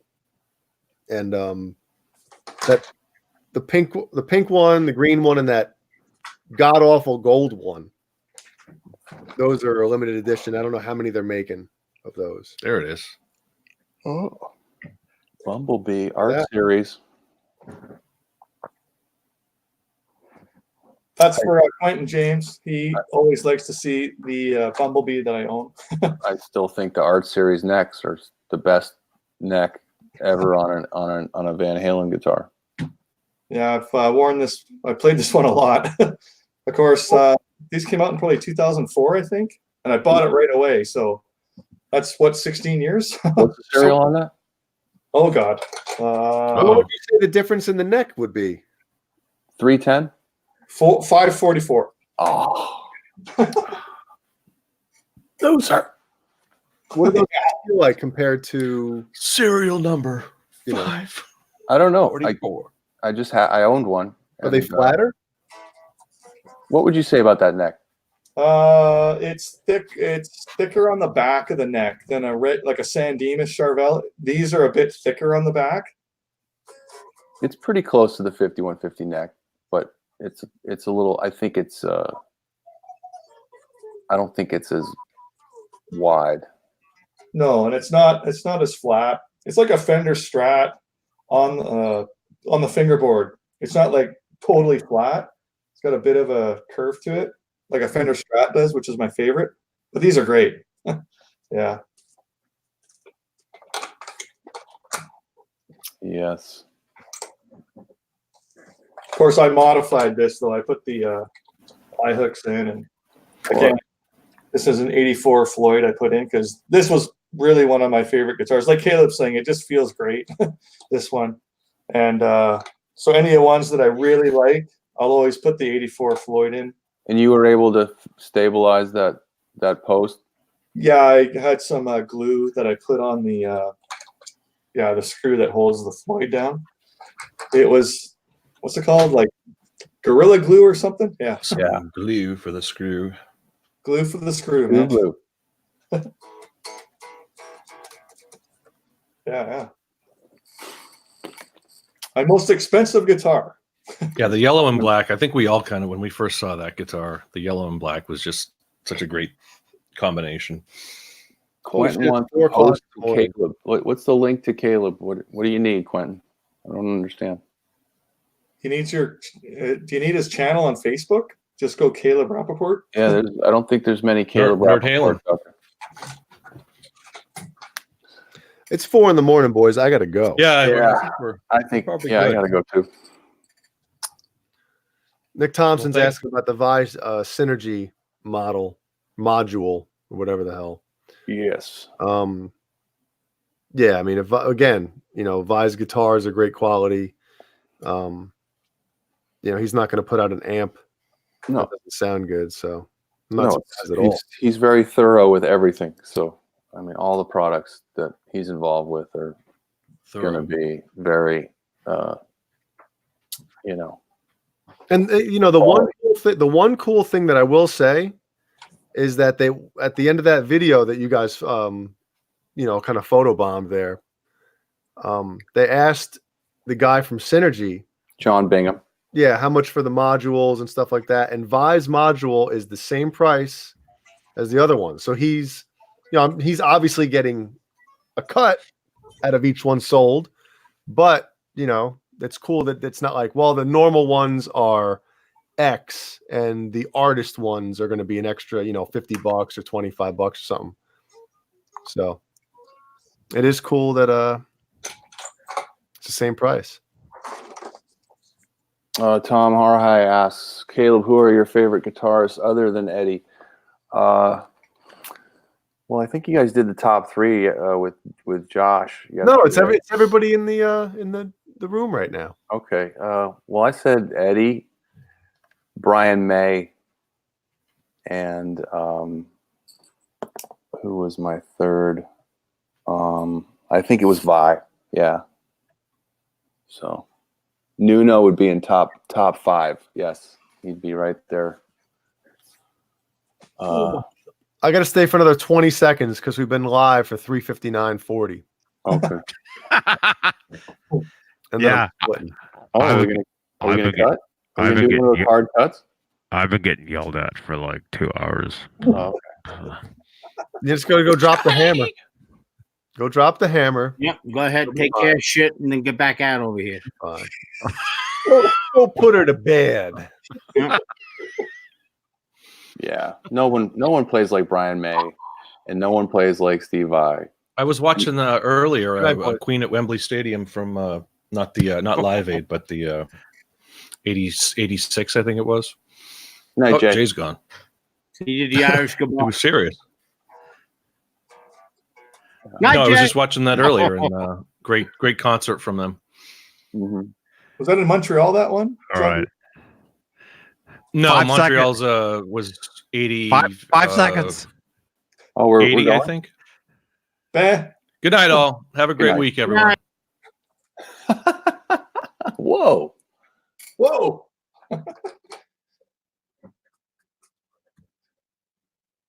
I'm still here.